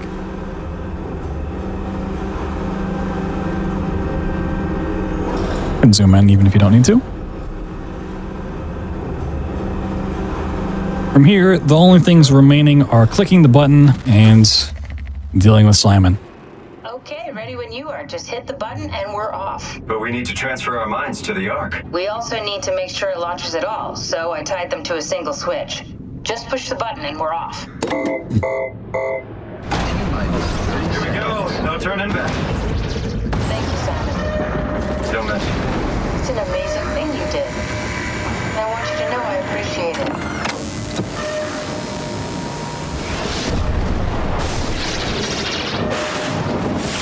Time, 20 seconds. What's the matter with the upload? Just give it a second. Thought you guys would have better bandwidth.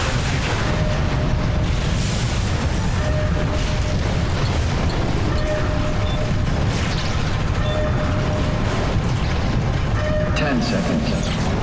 9. Oh, he's not going to make it. 7. 6. You gotta be kidding me! 5. 4. 3. Come on, load! 2. Yes! Fuck yeah, we made it! Woo! There's the Ark. But Simon has yet to realize that he lost the coin flip. I'm still here. Catherine? Catherine? I'm here. What the hell happened? What went wrong? Nothing. They're out there, among the stars. Amogus. No. We were getting on the Ark. I saw it. Who knew this was related to Among Us? Yeah, I saw. Then why are we still here? Simon, I can't keep telling you how it works. You won't listen. You know why we're here. You were copied onto the Ark. You just didn't carry over. You lost the coin toss. We both did. Just like Simon at Omicron, just like the man who died in Toronto 100 years ago. No. This is bullshit. We came all this way. We launched the Ark. I know it sucks, but our copies are up there. Catherine and Simon are both safe on the Ark. Be happy for them. Are you crazy?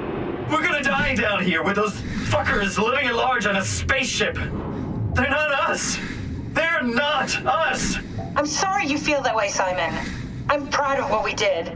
We made sure that something of the hundreds of thousands of years of human history survives, that something lives on.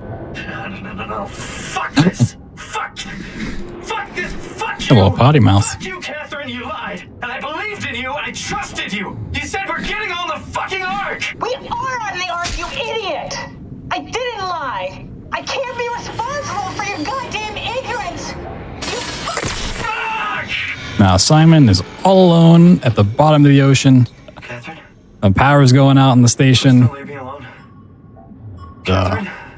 Have a fun time. We're going to see the credits, but the run is actually not over. We have a little bit left. We got to play a little Minecraft RTX mode.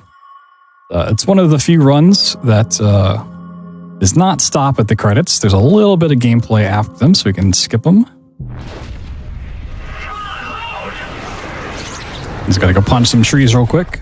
Is this? Did it work? So this is the other Simon. This is the one that won the coin flip. This is the Ark. We are floating on the server in space. We're gonna go build a dirt house with Catherine real quick. I always thought it'd be really cool if this game just gave you one of the two endings, and it was just like random which one you got.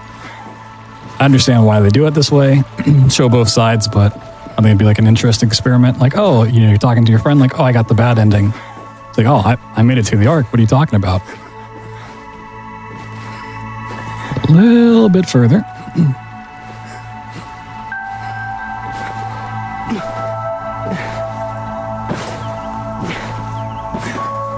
Hey, we meet up with Catherine finally. Catherine. Once it fades to black here, that will be time. And there we go, time. Actually made it. GG. GG. I'm so relieved. And we get to see the Ark just floating away in space. The last remnants of humanity living on. Get a little backdrop of the surface world being destroyed. Yeah, there you go. That is SOMA with plenty of glitches. If you like this run at all, I do have like glitchless versions and the whole Amnesia Trilogy, all Frictional games, the Penumbras, Amnesia, and SOMA done together, if you're looking for that. And we do a Frictional Games anthology run, which is all those 7 games every Friday on my channel. So if you want to come watch that, you can hang out. And then once the bunker comes out in March, we'll have to be adding that in, an 8th game. It should be interesting to see how much longer this gets. Wait, it's out in March? Yes. Cool.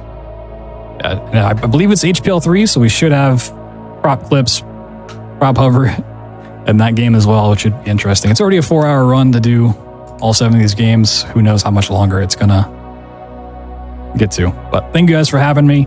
It was fun to show off Prey Moon Crash and Prey Randomizer last week, these games this week, and I'll be back for Bioshock on Monday for HGQ. Awesome games done quick.